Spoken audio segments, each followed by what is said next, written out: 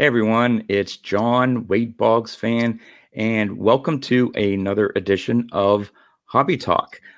Really excited here to have Pepino Man join me. And if you do not know who Pepino Man is, and I'm sure there's very few of you out there, he enjoys to make videos of your butt. Hey, Hey, how's it man. going? So how is my impression? It's not Not even bad. probably on par of yours, but yeah, really excited to have you on. I know we've sent a couple emails back and forth. I've been watching your videos. Geez, I've been on YouTube for about a year, and Mike Baseball Collector was one of the first ones, and yours as well.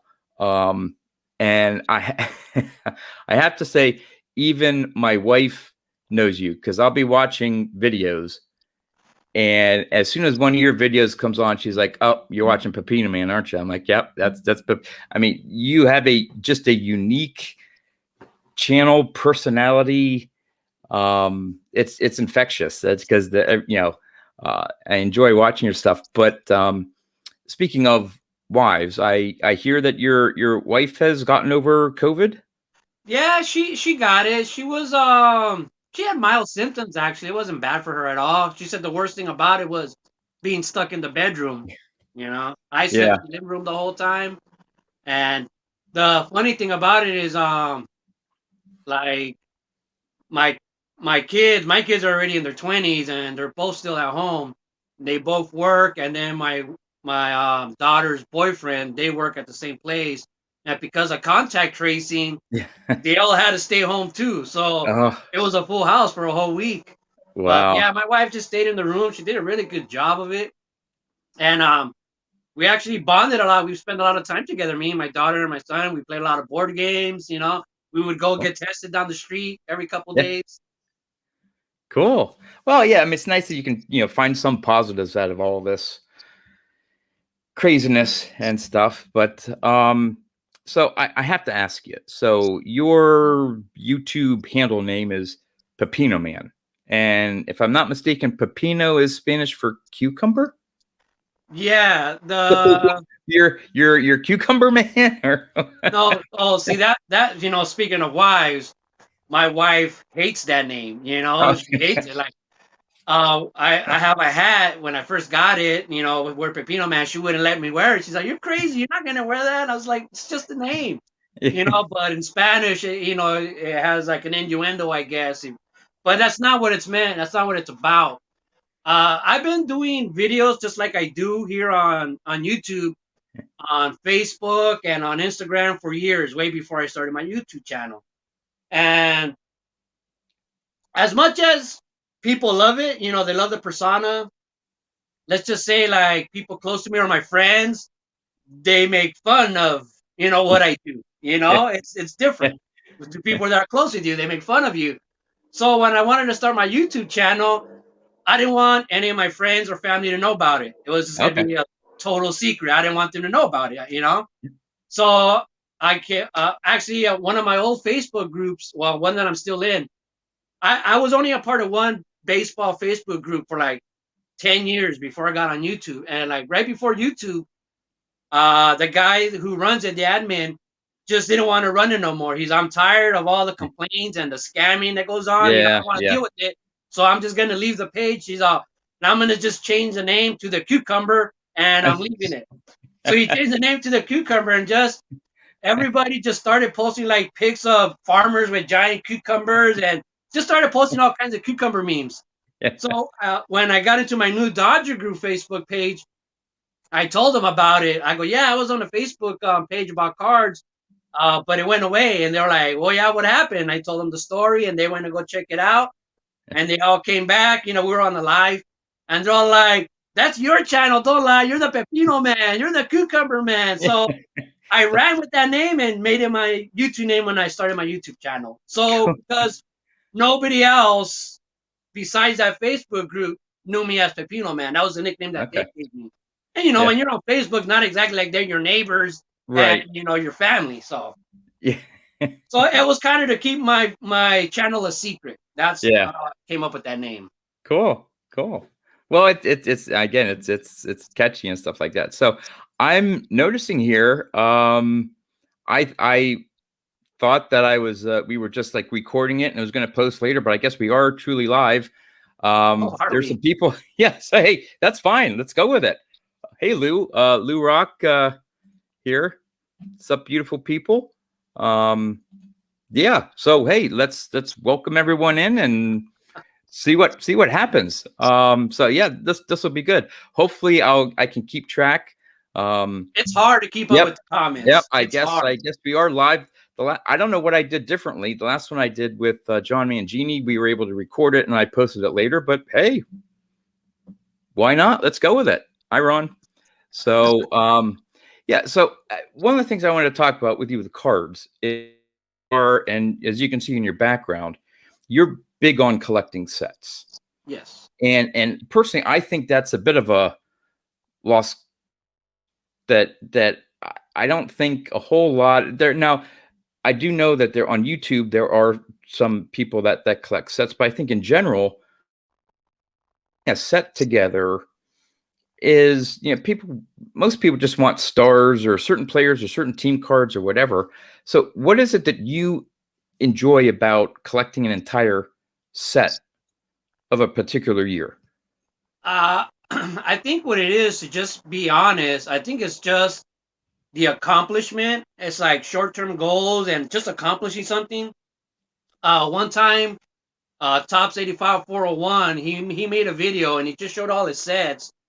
And he said, he's like, he was asking himself, or just in general, why do we do this? Why do we collect the set and then we just leave it in a box, never to Yeah, look at it again? yeah, yeah, And my response, this is the first thing that came to my head. I go, it's like a trophy. It's like a trophy. It's my trophy. Like there's yeah, my 88 trophy, my 89 trophy. It's kind of what it is. It's a goal that you set and that you accomplish, and boom, there's my trophy. There's my reward. You know. yeah. Now, the way you have it though is now I you would think that with all this space here, but I don't have room. I have lots of different complete sets, but they're all in boxes. So they're in a closet and all that stuff. And I'm not sure if there is a single set that I have that I put together myself. They've all been I've purchased the set. Well, no, I shouldn't say that. In around 2012 to 2014, 15 maybe, I used to buy a series 1 jumbo box, a series 2 jumbo box, and a traded jumbo box. And I'd put the sets together. So I had those mini sets. I also bought some factory sets as well. But of course, I started about a year or two late with the 2011. But hey, Yeah. you know what? But yeah, so I have actually put some sets, but they're in boxes. So one day, my wife and I are hoping to build a house, and I'll get an entire basement for my man cave. And so hopefully I have room. I love to put some sets in binders. I know it's expensive with all the pages and stuff like Yeah. that, but to look through. And I look at sets as that's how I started off. When I started collecting, other than picking up a pack or two with my allowance at the corner store on a Sunday, I'd buy the complete set. And I did that starting in 80 and 81 and 82 and so on. And so that's how I started collecting. And I used to have them in binders. And then because of space, I put them back in boxes and stuff. But I did it because I just enjoyed the cards. I enjoyed the design of the cards and looking through them. And even to this day, I started off at 78 was my first year collecting. So I enjoyed going back and just seeing some of the quote unquote comments. I'm like, oh, I remember that name. I remember that card. And it doesn't have to be a George Brett or Norland Ryan that I'm looking at to find it cool. Yeah. And just the design of the cards and stuff is what I enjoy. And but I think people lose out on the appreciation of a complete set and having an entire run. Yeah. So I mean, it's a lost start. It's a lost start. I mean, I've already known a few people on YouTube that when we started 3 or 4 years ago, they were hardcore set collectors and everything in binders. And I already know about 3 or 4 of them that went away from that. Like one of the ladies being G's Mikey, where Okay. he just like started putting his stuff in boxes. He just kind of gave up on set collecting, and he has a real good one. But there's a few other passion for cards, cardboard teachers, quite a few out there, that collect just sets. And for me, it's something like you said. I mean, what else could you do? Like when I was a kid, it was like all I could buy was packs. When I was little, I didn't go to card shops or anything. But baseball cards were sold everywhere back then. At the dairies, at the liquor store, at bowling alleys, supermarkets. They were everywhere. Yeah. So, but most of the times, all I could get, tops was what I would see the most, and second, every once in a while, I would see the Donruss after like '86, and then Fleer was more available, So you'd buy the packs. What else are you gonna do? I mean, if you're just so once you buy all these packs, it wasn't until I always say I started collecting in 1986, even though I've always had cards. But in 1986, my cousin came over to my house that we used, and he was like like a little gangster from LA, and he would come over to my house and we would go around and steal cards, man. We would just go to the supermarkets, the liquor stores, and we would steal cards. And until that day when one day, man, we just, we went to a bunch of places. Like when we would go to his house, he lived in Eagle Rock, close to Dodger Stadium. We would go to a bunch of supermarkets, steal a bunch of packs. And Dodger Stadium is located on top of a hill, like in a big giant hill. So we would leave our bikes on the bottom of the hill, climb all the way to the top, and sit in the parking lot at Dodger Stadium and open our packs. And we would open all our packs, and when we will get back to his house, he showed me like, yeah, you got to put them in order. That's what all these numbers, I didn't, I was a kid. I just got the cards and I used to watch baseball. I was in Little League, so it was my thing. But he was the one who taught me that these are actually a set. These are 1986. These are 1985. These are 84. So that's why I said that's when I started collecting. Even though before that, I would always have cards. My dad was, he was, when you think about it now, I mean, my dad always seemed old to me, even when I was little. Even when I was like 8 years old, he seemed old to me. But when I think about it now, it's like he was still in his late 20s. You know what I mean? And I think he was an old man. But so he would drink outside with the younger guys who are 21. We lived in apartments most of the time. So you'd always hang out with the group and they would drink in the back of the apartments and the garages and stuff. And if I catch my dad in a good drunk mood, hey, here's a $5, here's $10. So we would go buy, this was the old days too, I was just, it just reminded me of that. Like back then, like sometimes he'd give me like a $10 bill and tell me to go buy him some cigarettes, and keep the change. So we run to the dairy or the liquor store, and they knew us, that's why you could get away with it back then. They knew my dad, we would go together all the time. And I go buy him cigarettes and then buy some gum, some chips, baseball cards, you know what I mean? But by the time my parents got divorced and I was like in the fourth grade, fifth grade, they got divorced. And I remember after that, I was on minimum lunch. You're on a lunch program because low income family. So my lunch was 25 cents. So my mom would give me 25 cents every day. So baseball packs, I think this was by 87. They were like 45 cents each. Yeah. So every 2 days, I could buy a pack. You know what I mean? Every day I get a quarter. Every 2 days, I'd get a pack. And then because of that 5 cent left over after so many weeks, there's a day where I could get two packs. It's like, so little by little, that's why I said it was such an accomplishment for me because it was at a slow pace. It's not like today where I could just click on something or go to the store and buy a jumbo pack. I had 25 cents a day was my budget. So you come to appreciate it more. So that's why I was into set collecting. So I would just buy all the tops until I collected the set. Then I would go move on to Donruss or Fleer, complete those sets. Then after that, I'd start buying football and basketball cards, until the new year came and get back on the baseball cards. Well, I think putting a set together that way does give you a lot more appreciation. One, you complete a goal and a task, but it takes a lot of effort. I mean, you go through a lot of duplicates and trying to find Yeah. those certain cards. And again, this was before eBay. This was before this, where you could just say, I'm missing these 3 cards, and you just go out and buy those particular cards. You got to keep, back then, unless you had a local card shop, you had to just keep buying packs until you, or trade maybe with some of your friends.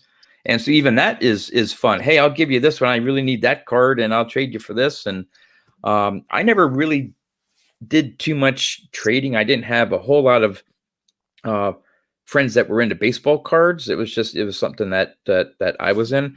Before I forget, Ron's on here. Hey, Ron, or Don. Sorry, Don. I don't have my readers on, so it's doubly hard to look through the chats and without my readers. So apologize, Don. Good to have you on here. But yeah, that sense of accomplishment, because right now I'm slowly, very, very slowly working on a 78 top set. I only have I probably have less than 150 cards. But there's going to be such a sense of accomplishment when I have the 700 plus cards done in a set, because I could easily, go just buy the set. Hey, I want the 78 top set. eBay, click buy it now. Okay. But I want this one to be a little bit special, because I love the 78 set. It was the first cards I collected. And so I've even I could even done a starter set or buy lots, but I'm going to be very particular with the cards, not super gem mint, but I want nice looking cards. It's not just for that set, because again, I don't collect a whole lot of sets.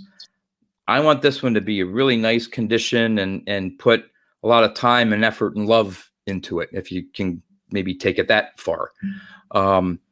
But so I can see the appreciation that you have, again, with buying all those packs and stuff. And I'm not even gonna lie. I don't want to sound ungrateful, but there's such a huge difference. Like, say what before I got on YouTube, and people asking me for my needs list. Yeah. When I used to just complete the set with no help at all. You know what I mean? And then after a while, people start I would just make videos, and I wasn't particularly asking for help. I would just let people know, I need 10 more cards. And then somebody was oh, give me a checklist, and then you get them all in the mail. It's not the same. You know what I mean? Yeah. It's not exactly it's more of a participation trophy than an actual trophy, Right. Same thing. People always ask me all the time, why don't you just buy the complete set? I was like, that's not collecting. That's just buying, Well, I like, what did you call it? Hand correlate. I like to hand correlate my sets. Yep. Yeah. And I know that you had done a video, not too long ago. Hey, Russell. I see Russell's on here. That you did a video that, again, because of COVID and different things, that you sort of had to, quote unquote, break down and buy some factory sets. Yeah. And that I could tell in your video that you're like, okay, yeah, I got the set, and you were a little disappointed in the fact that you just went out and bought it, that you weren't able to buy the packs and put it together yourself. Yeah, I called it my COVID pass, because I normally would not do that. I was like, this is my COVID pass, or because I can't buy retail. You know what I mean? I can't buy retail, so it was and then all the shops were closed and everything was closed, so I couldn't collect the way I was collecting in person. Hi, Ron. And I don't do, and what people have to remember is that I don't do eBay. I don't do anything online. I gotta buy it in person or from people I know. So it got to the point where, when I started buying them, and it's now I gotta put them in a binder. And when you buy box sets, when you buy factory sets, they're never in numerical order. So you got to put them all in order. And I didn't know that. I never knew that, because all my factory sets I've kept sealed. Yeah, they don't come in numerical order. Yeah. So I never knew until I started seeing some YouTube videos that I'm like, what do you mean they don't put them in order? Well, how do you know you have all the set? How does that work? Yeah, so that alone, putting them in order alone takes a couple hours of work, and then putting them into pages and in the binder takes another few hours of work. So it was more it's gonna come 5 hours on my time just to put this in order. You know what I mean? When because when you're doing it by packs, I could go buy 2 blaster packs, and it takes me 10 minutes to put those in order. It's like it's so it's not a job, it's more fun.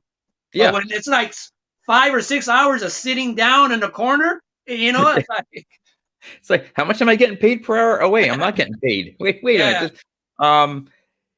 Yeah, I mean, even for like beyond sets, I mean, I'm way behind, and it is.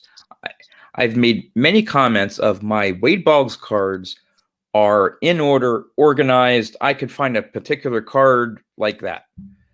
My other stuff that I get through opening packs or various things, I have somewhat in order, but they're not in numerical order and stuff. And every once in a while, I take a stack and go, okay, I want to organize them, put them in order, and it takes a long time.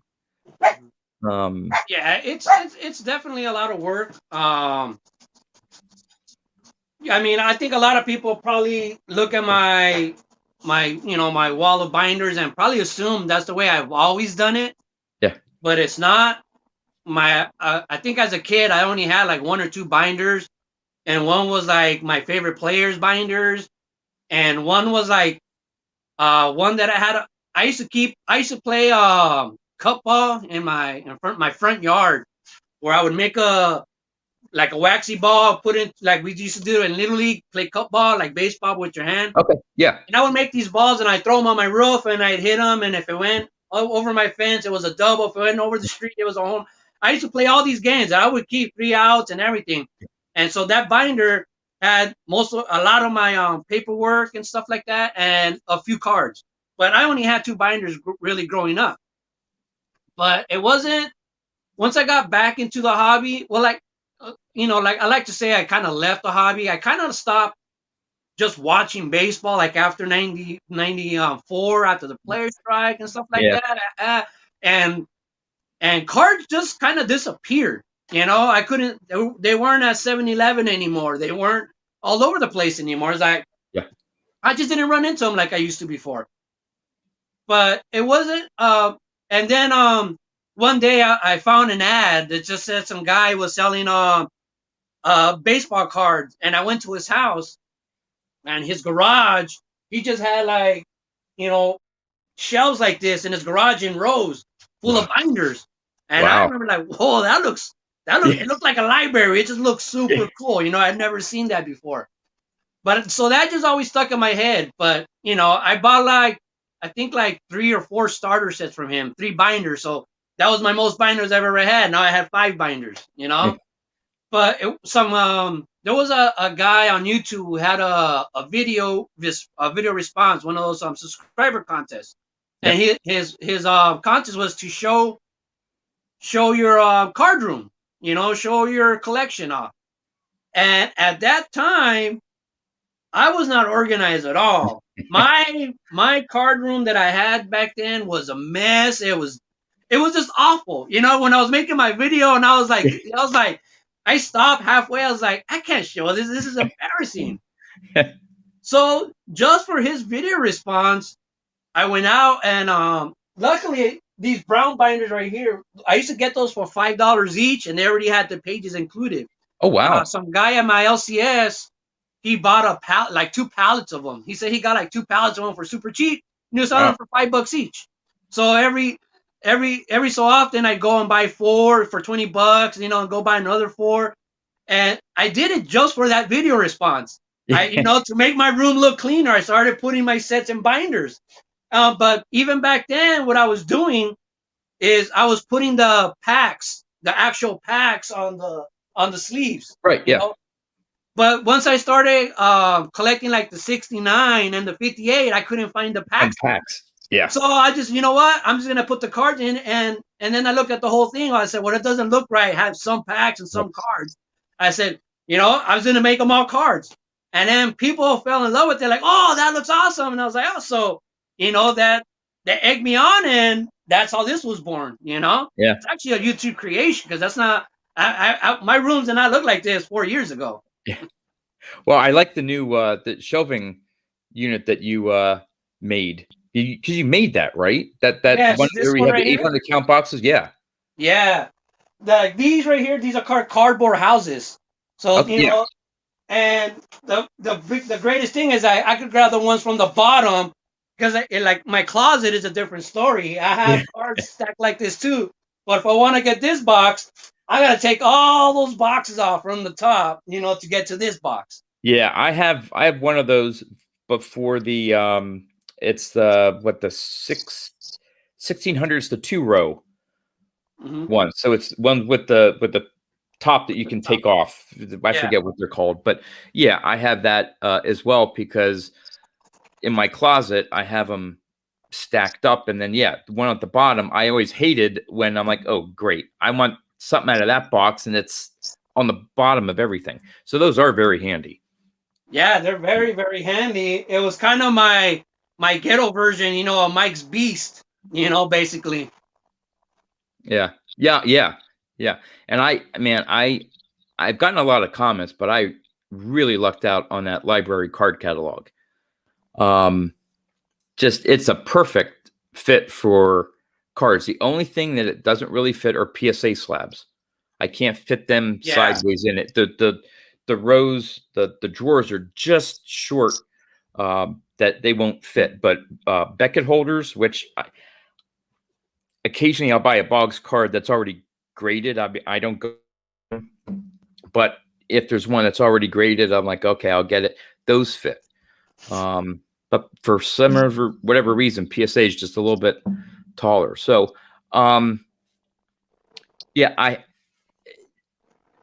I know you like to do, get a lot of retail and stuff like that. Have you been able to find any 2021 retail yet? The 2021, no. I bought a jumbo box. Well, I do that every year. On a release day, I pre-order a jumbo box, and I take the day off of work to go Yeah. pick it up at 10 a.m. when the LCS opens, and I come home and open them up right away. That's something I do every year. And one of the things that amazes me is I bought that jumbo box and I already put this whole thing in order, and I had like 3 doubles, which I don't understand. It's like when I was a kid, I would almost make 3 or 4 sets before Yeah. completing my first set. Because Yeah. I would have like 10 Ken Griffey Juniors or something, and I couldn't get one common player. You know Right. what I mean? Yeah. Like that's kind of my whole thing with the tops is and Steve Jeltz. If you hear me talk about Steve Jeltz, because Steve Jeltz was like the last card that I ever Right. needed for my '89 set. So I was like, I need the Steve Jeltz. I need the Steve Jeltz, and I could never find it. And when I finally pulled it, it was like I pulled a Mickey Mantle because I was Yeah. like, I finally completed my set. I love this card. You know? Yeah, I found when I did again buy those boxes to try to put sets together, I spent a little bit more to get the jumbo box, not necessarily because of the inserts. I've pulled some nice inserts, but I haven't sold a single one. So it's not like I was trying to recoup my money or anything like that. But I think the odds are, because of the number of cards in a jumbo box, there's pretty good odds that you're going to get at least one complete set, Mhm. as opposed to just a regular hobby box, where out of that entire box, you're probably still going to be missing some cards. Is that why you would get jumbos, or? No, it was just something that when I went to this LCS, the owner invited me to he has an event called it's Hall of Fame baseball cards in Arcadia, and he has this thing called Hall of Fame After Dark, where he opens his LCS just to a few private people, like at nighttime, and he puts out a table, and we have pack wars, and everybody drinks. But it was too rich for my blood because I mean I had just got my taxes, so I went in there like I was a baller, and thinking $300 was a lot. Like to me, it was a lot. I'm thinking hopefully I'm only gonna spend like 100, maybe 200. But I mean, the 300 went like that, and there's other guys in there. It's like what we do is we're in the middle of the card shop, and there's a table like a almost like a medieval table long, and everybody's Yep. around it, and it's just a bunch. Everybody there is a collector. It's like it's pretty amazing because, and a lot of these people were high end collectors, so they were kind of like blue collar people. Oh. And so everybody just picks a pack. Like everybody will pick a. So it's a card shop, so it's full of hobby boxes, jumbo boxes, Yep. and some guy will say, "Okay, we're gonna do a pack war with Upper Deck, whatever," and everybody has to buy a pack of Upper Deck, and then we have a pack war, and whoever has the best card gets all of it. Oh, okay. So you do that a couple times, but some people buy the hobby packs. It's like they buy a $20 hobby pack. You buy two of them, like, wow, $40. There goes like 20% of my budget already. Right. And I think I only won one of the pack wars, so I ended up spending like $300, and I came home with a little stack like this with no hits, But you had fun, sounds like. Oh yeah, it was great. Yeah. Just meeting the people and just you find out how many different walks of life appreciate the hobby. That's the great thing, because I was probably like the most ghetto guy there, and everybody else was like actually kind of classy, and I was kind of amazed. I was like, when he told me there was going to be a bunch of people drinking and that's not what I expected. You know what I mean? I expected just a bunch of dudes. Well, you're talking about your the area where you live and stuff like that, and for those of you watching this now and when it gets recorded, I had reached out to you because I thought I may have had some of the 77 tops that you were missing, and so I wanted your address, and you gave me your address, and when I noticed where you live, I won't say where it is, I'm like, you've got to be kidding me. And you said like why or something like that. Well, where you live, and this is, I've already told you this, but this is for the others, where you live is where my aunt used to live. Now I'm in Pennsylvania, you're out in California. Mm-hmm. So I'm like, what are the odds that you live in a town where my aunt used to live? And this was way before I think you lived there. Back in 84 and 88, my family went out there to visit, and one year we were down to San Diego. We actually hopped over to the border to Tijuana. And then another year we headed up north to San Francisco and stuff like that. But we all flew into LA and stayed in the town where you live now. And it's just a small world where you have that connection of through YouTube and stuff. It's weird.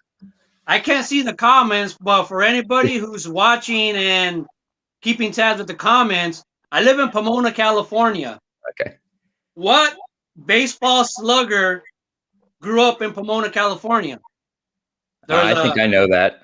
Yeah, there's a pretty big home run slugger that's hometown is Pomona, California. If you guys don't know, went to high school here and everything. Yep. Well, you half gave it away when you said a big home run hitter. Yeah, but I don't know. It could be from the 30s, could be from the 40s. Well, that's true.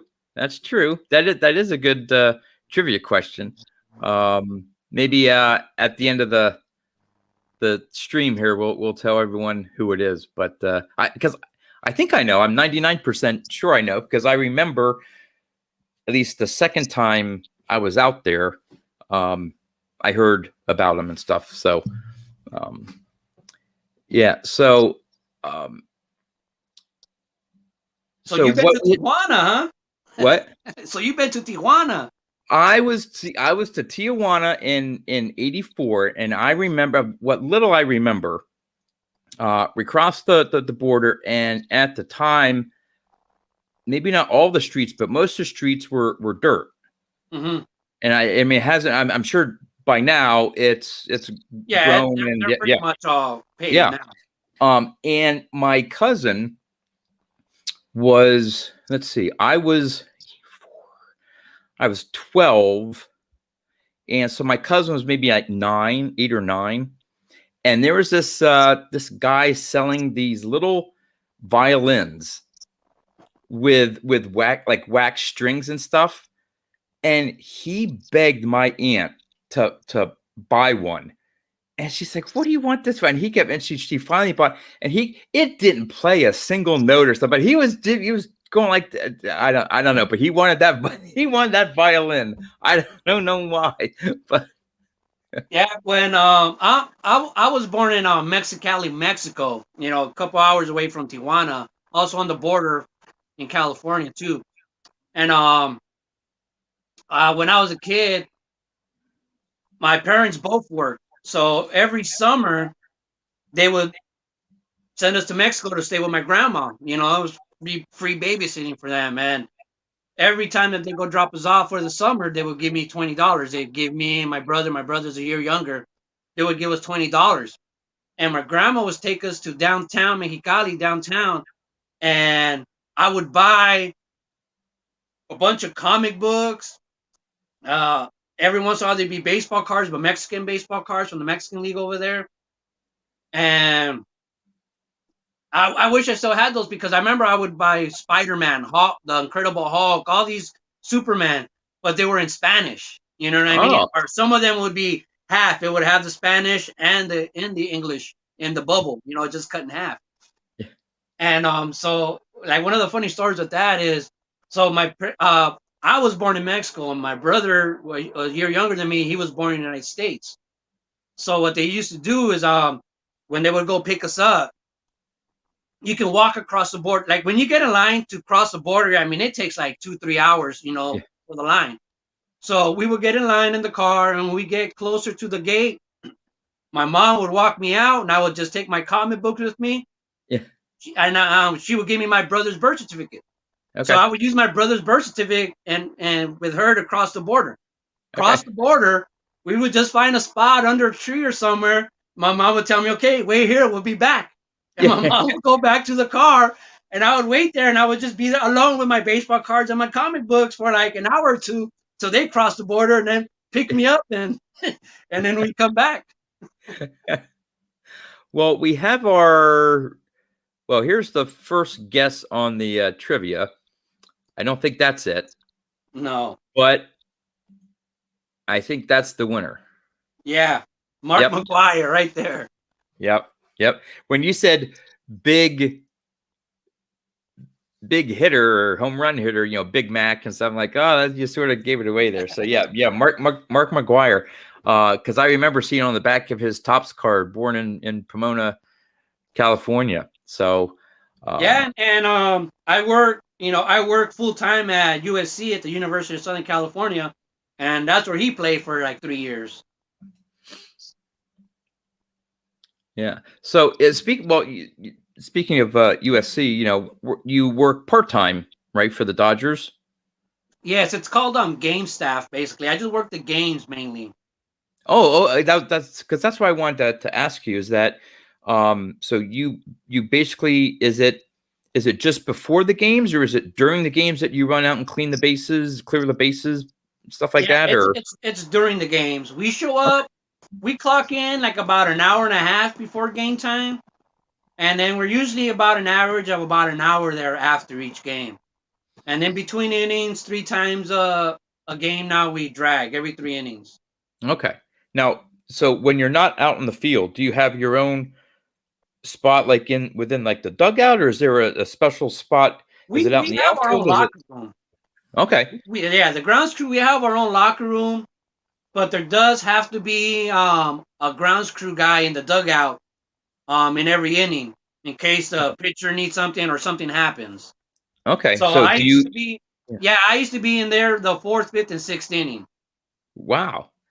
So what's it like being just part of that atmosphere and sitting? I'm sure they probably stick you in a corner in the dugout, but I mean, just Yeah, do you ever interact with any of the play like, or do they just yeah. keep I to mean, themselves, or it, what's it it, like? I mean, it's still literally a dream come true. Like, I mean, one of my greatest memories, like from being right there in the dugout, we were right there by the TV in the corner. It was me and I was sitting next to Corey Seager. There's a guy, Mike, Mickey Cook. He has a great channel on YouTube. He has one of the greatest collections you've ever seen. Uh, he doesn't post much anymore, but he grew up he's from the same city, and his daughter went to high school with Corey. So Okay. he told me, he's like, "Hey, tell Corey Seager that I said, what's up? Mickey Cook, he'll know who I am. He knows my daughter and this and that. So I just asked Corey, I go, hey, you know some guy, Mickey Cook? And then he was like, sounds familiar. He says you're friends with his daughter. And he's like, oh, and he said her name. I'm like, yeah, that's her. And he sat down next to me, sat me down, told me, here, take a seat, man. He's like, yeah, how do you know him? Have you been talking? Yeah, you know, so I was talking to him. And Cody Bellinger was batting. And he hit a home run.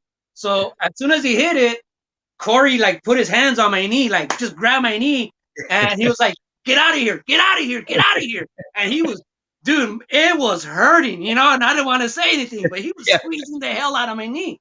And he's like, "Get out! Get out! Get out!" And they, you know, I got out, and then he's like, "Yeah, we got up." And, you know, we're high fiving each other, like, you know, all the players came. You know, like moments like that are awesome. But I remember having the 5 bruises from his hand on my knee. You know what I mean? I thought that was like the coolest thing ever, you know? And about a week later, when it went away, I was like, oh, man, you know, I should have marked them with the Sharpie, just keep them there forever, or got them tattooed. So who's like the most now? So you always stay in the home dugout. Yes. Right. Did you ever get a chance either like before game or after game? I know you're busy doing your stuff, but ever get a chance to meet any visiting players, or was it just Dodgers that you had a chance to interact with? A lot of times people volunteer. They need somebody to go in earlier, like to go in 2 or 3 hours earlier than normal, to basically just sit there during batting practice. Okay. You know, in case anybody needs anything, which nothing ever comes up, but just in case there's somebody there. Because the day crew guys, they come in like at 6 a.m. and they leave like at 2. So they want one of us to be there like at 2:30, you know, to fill in the gap till the rest of the guys come. And you just sit in the dugout. And the visitors, you could go around anywhere. I'll go to the visitors dugout, home dugout, sit in the car, just walk around free. You know what I mean? And yeah, I mean, one of my greatest memories that I just, you know, I could still visually see it and feel it, like the nervousness, like, is he coming towards me? Is he coming towards me? Was when we played the Yankees, you know, my first year there, my very first year there. It was the first interleague game. We played the Yankees. And obviously I volunteered to be there early, and I was in the visitors dugout, and I was watching Derek Jeter. I was like, you know, watching him take infield. And as soon as he was done with his infield practice, he starts coming towards the dugout, and he's walking right towards me. I'm the only one in there. You know what I mean? He could walk in any direction. He's walking right towards me. And I'm like, is he coming to me? You know, is he coming to me? And he comes up to me, and he's all like, wow. He's like, your guys' dirt is really great, man. It's firm and tight and soft. He's like, it's perfect, man. Great job on the field, guys. You know, and he's like, all right, cool. I was just like, I just talked to Derek Jeter. He just shook my hand. It's like, wow, you know. So I mean, I've been there already over 15 years. I don't know how long. I started in 04 and 2004. Okay. So I've been there quite a while already.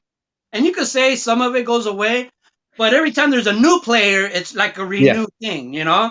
Because that was my first year. So I was like, wow, Derek Jeter, you know? And, you know, and so after a while, then new guys come, like Stanton. Like one of the reasons I started PCing Stanton is one of the times I was there for early BP.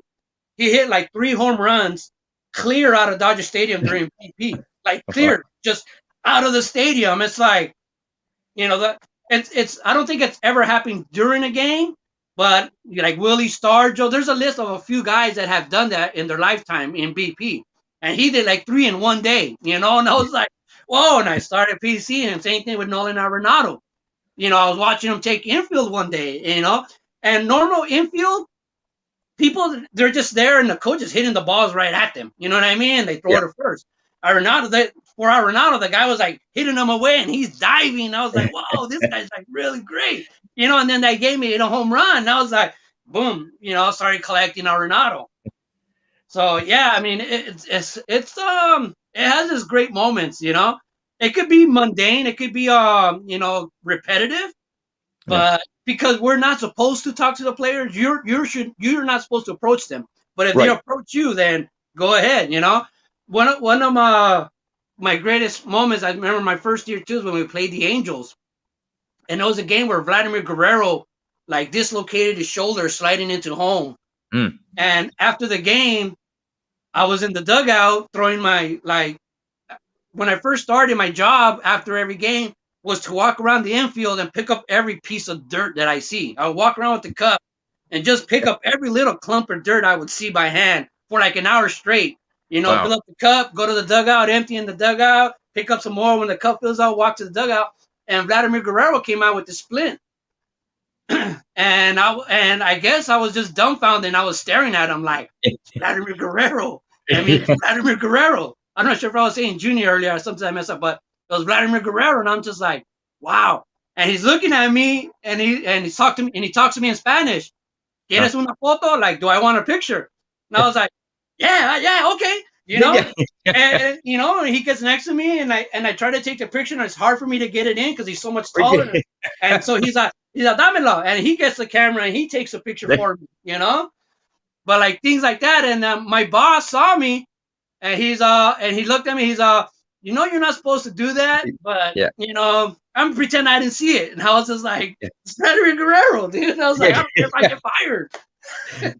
Yeah. So unfortunately, I mean, again, you have these experiences and stuff, but it almost be nice if you had some of those mementos and stuff, but you still have the memories of all that stuff. But I can see why you're working for the Dodgers organization. You have a job to do, and they don't want you necessarily interacting with the players and stuff, and quote unquote bothering them because they have a job to do and so on. But yeah, man, I mean, just think of the stuff that you probably have been able to collect just from different players over 15 years. Oh man, when I first started, you could they would break bats and throw them in the trash can. They would get new gloves, throw the gloves in the trash can. They would just throw stuff away. And my first 3-4 years I was there, I mean, I would have like 5, you know, Matt Kemp bats, Andre Ethiers, Hershiser broken bats. They would just pile up. Visitors, I had a Barry Bonds bat once, and I would give them away because at the time it seemed like a never-ending thing. Like, you know, almost every game someone breaks a bat, and it was always like a race to see who's the first guy to go get it. You know, but we would keep all this stuff before at the end of every season. They would like Sean Green, Adrian Beltre, like all these guys would give us all their gear, their cleats, their gloves, bats. They would just give them to us. You know, like here at the end of the season, that is a thank you. So it seemed like that was never going to end until Steiner Sports, you know, I think it's Steiner Sports signed a contract with them. And now it's like every single bat that breaks, every single glove, every single ball, we got to go give it to them. And they put the authentication sticker right then and there, and they sell everything. So sometimes I do wish I wasn't being so generous and giving everything away because I thought it was never going to end. I just thought like, this is the life. This is what, you know, this is it. I don't want to say you took it for granted, but then when the rules change, you're like, oh boy. So, no, those are those are some great stories, and I figure you had some of them with the time that you had with the Dodgers. Now let's see. So this would have been the first World Series that they won. Yeah. Now you weren't able to be there, right? Because of COVID, or did you still work? Texas. They played in Texas. Oh, that's right. Yeah. So there wasn't. Yeah, it wasn't the home and away stuff. But they were in, and this is terrible as a fan. They were in the World Series. They didn't win it though a couple times fairly recently, right? So we lost. Yeah, I mean, I watched Boston celebrate on our field. You know, the Astros celebrate on our field. But you were able to you worked the World Series games, as well. So did that have just an extra? I mean, could you feel the different atmosphere of it being a World Series game versus a regular game? Yeah. I mean, I'm sure you did the same. You had the same job, but it's totally different energy. You know, if you go to a regular Dodger game, Dodger fans are known to get there like in the second inning and leave in the seventh. You know what I mean? They're known for that. You know, and it's not something made up. It's true. The first inning is usually the stadium looks empty, and then by the third, fourth inning, you know, it's full. But for the World Series, it's packed 2 hours before game time. You know what I mean? And it's buzzing, something that's not normal. I mean, they sell so many extra tickets and stuff that we have to, like during a regular game, we can park inside the parking lot. You know, we show our badge and we park inside. But during the playoffs and stuff like that, the World Series, we gotta park like miles away. They'll rent out church parking lots and stuff. We gotta park there, and they bus us in. Oh wow! You know what I mean? So it's totally different, totally way different. Yeah. Hey Eric, thanks for popping in and joining us. So, there was one thing I wanted to. It was with the Dodge. Oh, I know. Someone had Derek's cards here, and I don't know if this was in response to one of the latest video. I wanted to talk to you about that video that you did. Now, that's an authentic. I know that's the Boggs an authentic Wade Boggs. Yeah, I know his. Obviously, I know his autograph. All right. So those now, three cards. Oh man, where do I have them at? They're right here. Lindor and Harold Baines and Wade Boggs. Yeah, I have them here somewhere because I didn't put them away. Oh, they're right here. Yeah. All these three cards, I got them from TTMers, and IP guys actually. Okay. On Instagram, way before I started my YouTube channel. Oh, so okay, you've had these for a while now. Because I thought, okay, again, now knowing your channel, I thought, okay, that you actually did decide to do a couple TTMs. I know it's not your main thing, but I figured, okay, yeah, he did this and got a couple addresses, and that you actually got the cards back. Now, I have to admit, the first letter from Harold Baines, that was plausible. That was somewhat plausible, even though Harold Baines was written out and not signed. I'm like, yeah, the handwriting, and then hey, my daughter is into their son or daughter or something like that, is YouTube and knows you and stuff. I'm like, okay.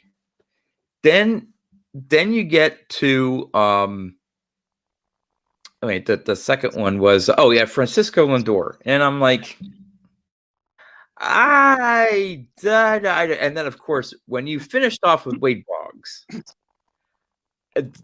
that one, I know what his, even not his signature, I know how he writes, and I'm like, yeah. And then of course you threw my name out there and threw me under the bus. I'm kidding. It was hilarious. It was a classic video, and I loved it. So I mean, right before I did the order, I did put a little bit of thought into the like the whole thing about the Harold Baines.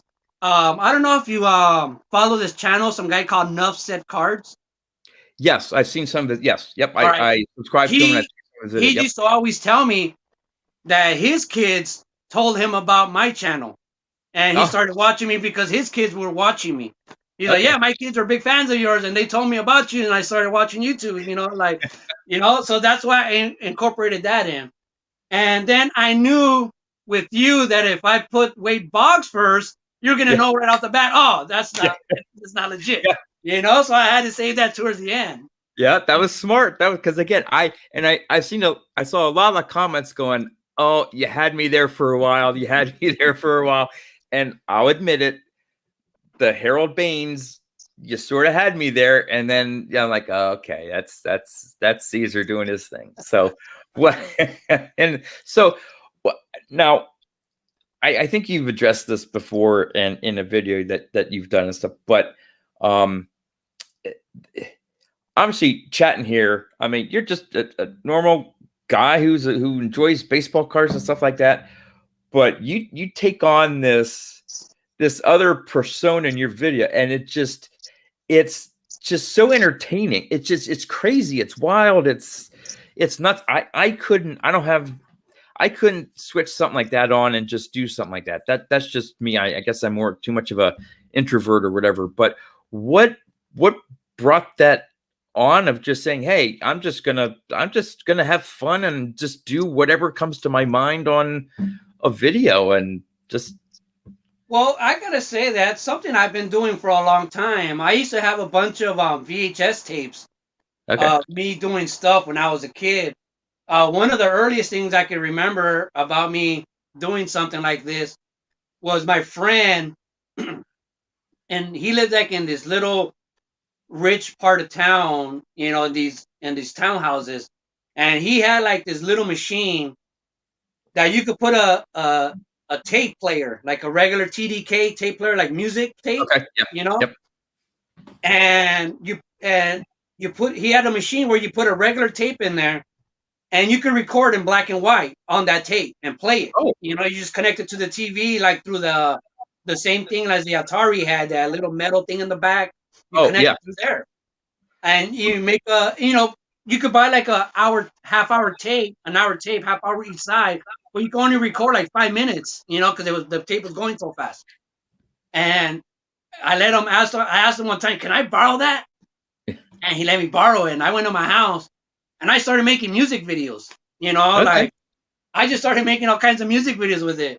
And then one of the stories to go along with that is I don't know if you remember this song a long time ago, but it used to go da, da, da, da, da, da, da, da, Oh yeah, da, yeah, yeah, yeah. it was like it would just get stuck in your head. And it's the stupidest song because it's about Yeah. a diner, and it's like if you listen to the lyrics, you're like, Yeah, this I is went just into a boring. diner, But and the tune sticks in your head. Yeah. yeah. So I made a video to that song, right? And I have a younger sister. So by this time I was already like in high school, and I think my sister was in junior high. And I got one of her sweaters, so obviously it fit me super tight. And I got one of her shorts and I put it on, and I put lipstick on, and I just made a music video, inside my house. And somehow, like, my mom saw the machine and she thought I stole it. So she was like, "Where'd you get this?" This. And I was like, "No, it's my friend Billy's. It's my friend Billy's. He let me borrow it." He's like, "For what?" I said, "I was making music videos." He's like, let me see. What are you doing? And I showed her the video, and she lost her mind. Seeing her son with lipstick on and dressed like a girl and singing, I was doing like a show dance. So, like, that's why I say it's like things that other people find funny, your family is not gonna find as funny. I think my mom just thought I was coming out of the closet or something. She freaked out. She freaked out, man. But I've always been doing that. And then after one of my aunts in some kind of raffle, she won a video camera. And the video cameras back then, they come in a big giant suitcase and it sits on your shoulder. Yeah, right. I would take that everywhere with me. I would take that camera everywhere with me, and we would go to parties, and I'll tell my friend, hey, just film me, and I would go on the dance floor and just act stupid. And so I've been doing it forever, but it got to the point where so it's more like I'm doing it's kind of really me. That's the way I've always been. But once you reach a certain age, you can't be that way full time. You know what I mean? Basically, like, let's just say when I met my wife, I was being funny. Like, we would go to the mall, and I said, "I'm gonna have a seizure," and I fall on the floor and have a seizure in the middle of the mall. And people would come over to me, like, try to give me CPR, and then I just get up and walk away, and like people are like, "What's going?" Like, she thought stuff like that was hilarious, But once you move in together, it's like, okay, stop. That's not funny. Yeah. That's enough. That's enough, Caesar. You can So this is these YouTube videos now are sort of like your mini outlet of being able to just do what you enjoy and get away with it, and then you turn off the record and go back to to normal. So, well, Eric, question here: how, of course, with the Tigers accident in the news, do you live fairly close? Because it was in the LA area, wasn't it? Yeah, LA's pretty big. But he's closer to the shore. It's about an hour away from where I live right now. Okay. Closer to my work, Yeah. Like, because Pomona's to the east of LA, right? Yeah. Yeah. So yeah, it's I live the opposite way where it happened, but I work closer to that. But yeah, that's pretty crazy. You see what happens with Tiger, man. Yeah, I mean, I don't know. You think with, I guess the latest I heard was that multiple fractures and a crushed ankle. Now I could see the fractures in your legs and stuff like that healing over time, and golf, you're not yeah, you're pushing off. I don't know if you play golf at all, but I do. But you have some movement in your legs, but depending on what ankle that he got crushed and has pins and stuff like that. Yeah, Lou Rock said compound fracture. So, I'm wondering. But then again, he's had so many back surgeries. You would think with a back surgery, the torquing and stuff that he. So I wouldn't put it past him that it may be 18 months or so that he would at least give it a try. Well, he would at least say, "Hey, I'm going to at least try to get back into shape." And I don't think he's going to say, "No, that's it." He's just too competitive. That's the thing about golf is you could play that till you're old. Yeah. You know what I mean? Jack Nicklaus, Jim Palmer, they all play, old. But Tiger's so driven. I mean, you can tell because he could have hung it up and said, "Yeah, I'm just going to go play on the weekends with some friends, and I don't care if I shoot in the 80s and stuff." But I mean, he's always been so competitive that I think before he decides to really hang it up or wait until the senior tour or something like that, because he's probably early 40s. I don't know how old he is. Early 40s, maybe. I'm not sure how old he is, but he's been around a while. Got to be. So he's not yet ready for the senior tour, and who knows? He could kick butt, in the senior tour. But yeah, when I first started playing golf, it was Tiger Mania. There was new golf courses sprouting out everywhere, basically because of Tiger Woods, where normal people, poor people, were all of a sudden getting into golf that never had any interest in it, like me. But one of the things that you're talking about is like, do I play golf? I was like, I try to take lessons, and when you take lessons, it's all about alignment, lining your arms and this and that. But I've broken my arm, and my arm right here, I don't know if you can see it, but it has a bend on it. It's crooked. I've told the story about I broke my arm when I was a kid on a skateboarding accident, skating down the mountain on my birthday. But my dad, he was really mad. He was really angry that I broke my arm. You know what I mean? And he's like, "Don't you play any sports, nothing until you take that cast off."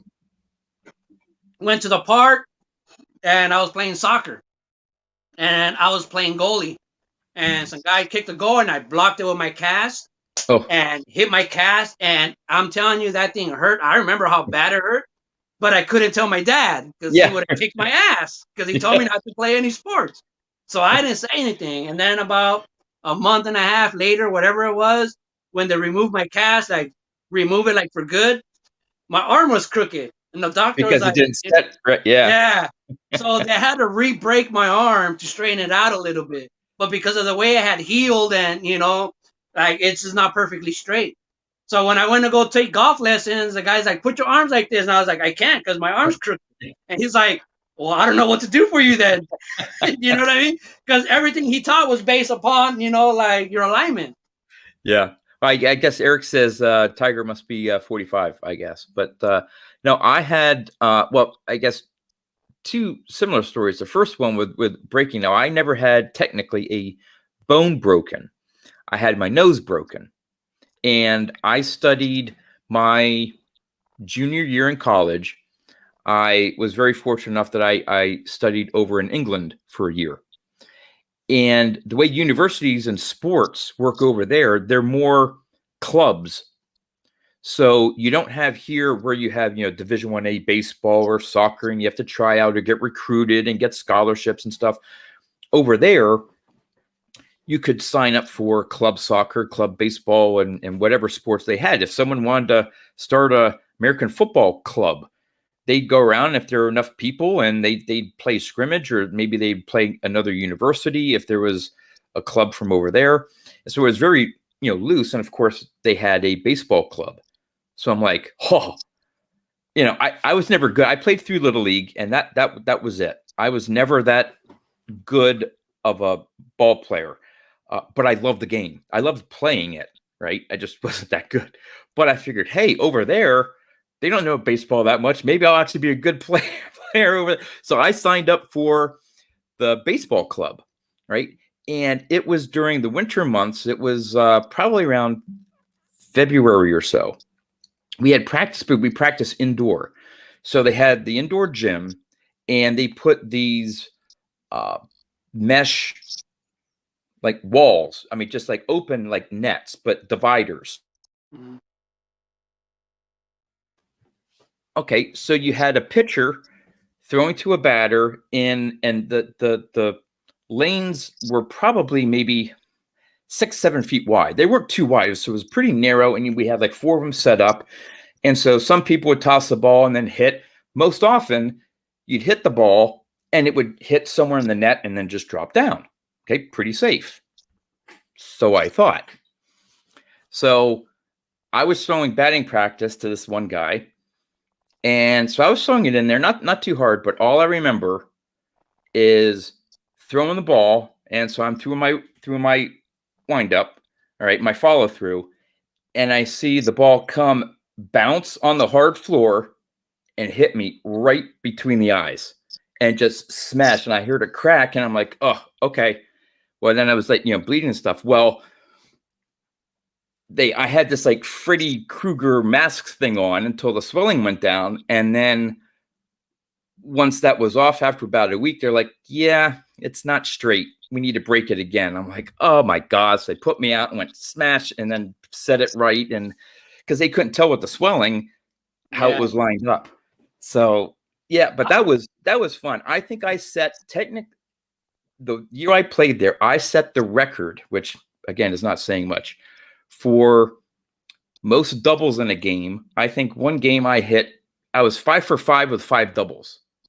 Wow. But again, they didn't throw fast. They didn't throw. I mean, so all they did was try to be accurate. So I wasn't facing 80-mile-an-hour fastballs or curveballs. They were just trying to get it over the plate. So I mean, it was Yeah.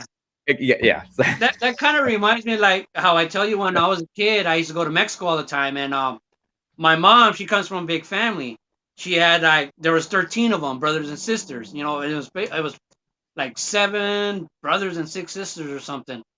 And my uncles, they own a tire shop. They own a bunch of tire shops actually, and they had a baseball team. And I used to go watch their games all the time, because I'm living with them. And that's every Sunday we would go and they would play baseball. And I never thought twice about it. You know what I mean? I would just watch them play. But I remember when I went back when I was like 14, I was like, or after Little League, I think it was like I was a freshman in high school when I went, and I went over there for the summer. Well, not for the summer, but for like a couple of weeks. I was going to spend a couple of weeks over there. And I was like, my uncle's going to play baseball. Hey, you want to play with us? And I was like, yeah, I'll play. And I remember that I mean, I don't want to sound cruel or not trying to put anybody down, but like, they sucked. You know what I mean? The pitcher's throwing like 60 miles an hour, like you say, just trying to get it over the plate. It's like, to them, I was like the greatest baseball player they've ever seen. And I was like a kid. You know what I mean? Because, I went through Little League. I was in high school. I went through coaching. I had batting practice. These guys just went and played a game. They never practiced, But they love to play. It's just, they had like 2 balls. You know what I mean? Yeah. The balls were all soft and mushy. You know what I mean? Yeah. But I remember they let me pitch, and I was just striking people out. They told me, hey, get them out of there. Like, they were like, stop air. Yeah.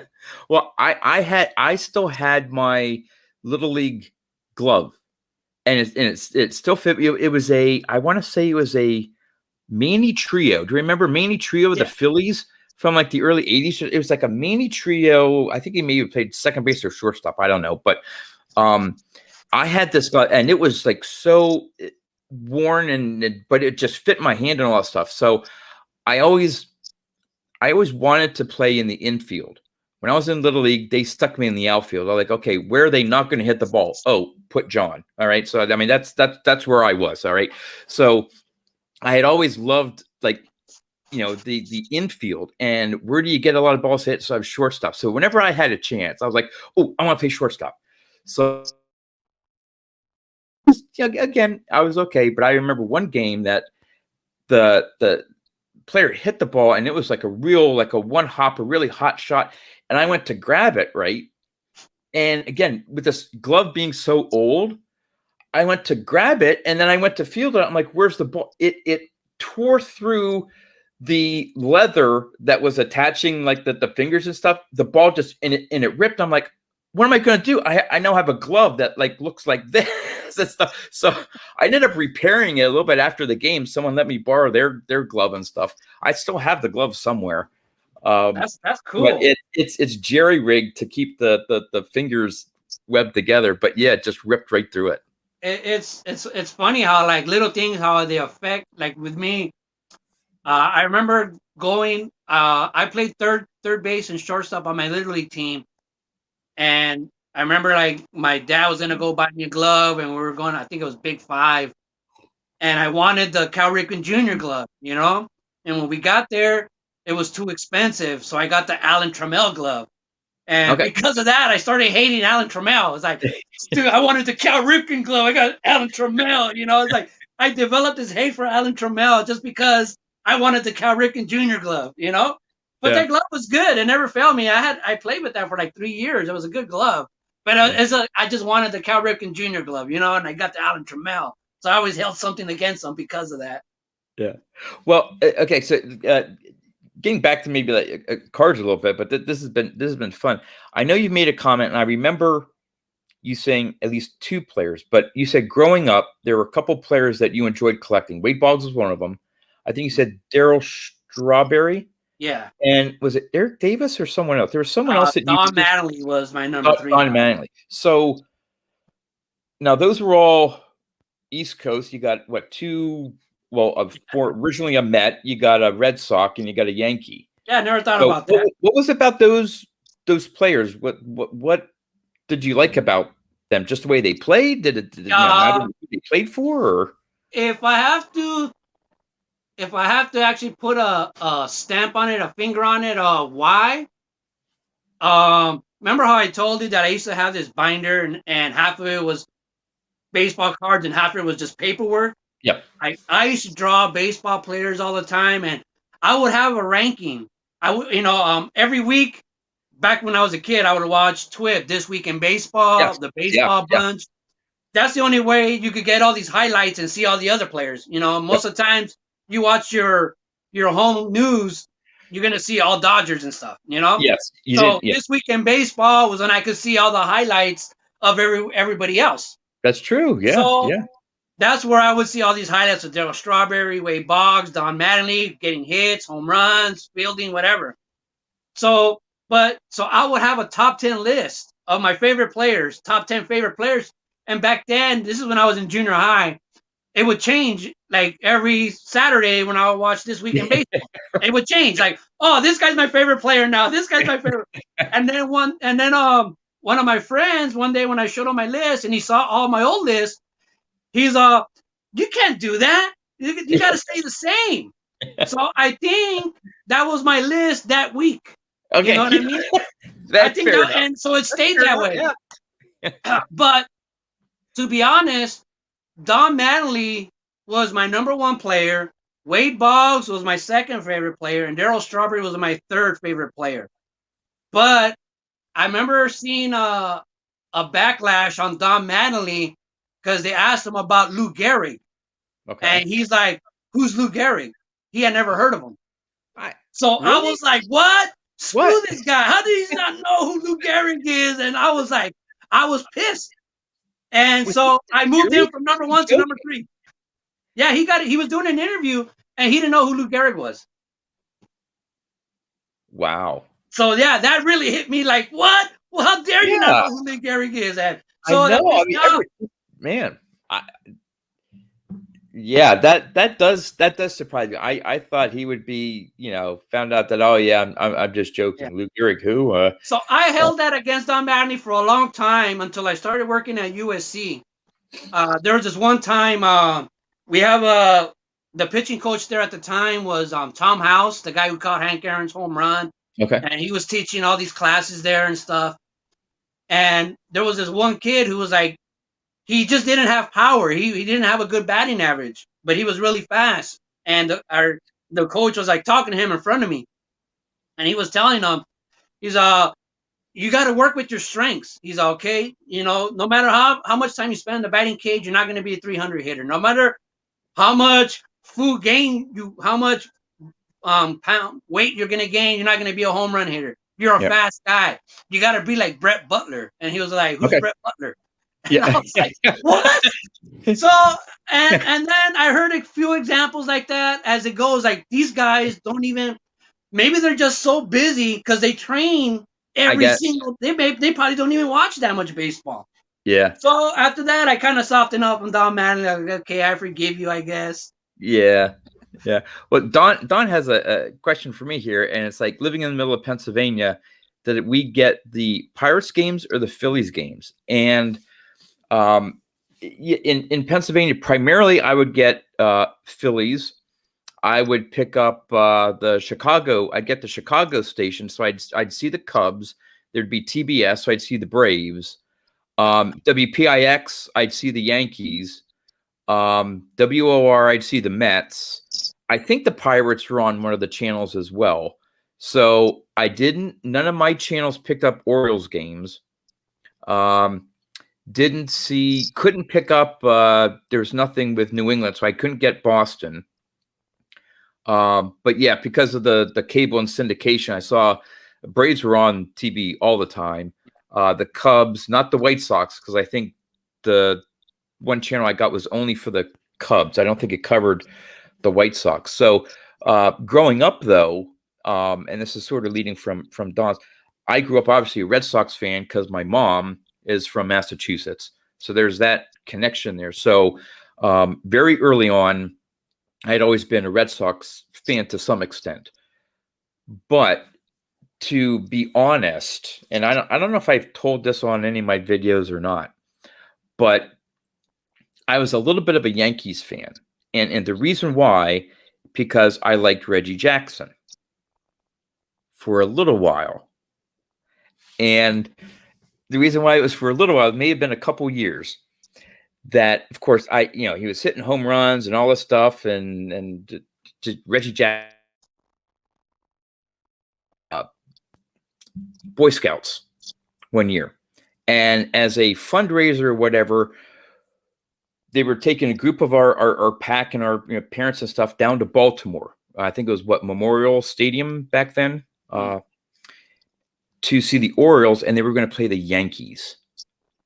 And I was so excited because I was going to see Reggie Jackson.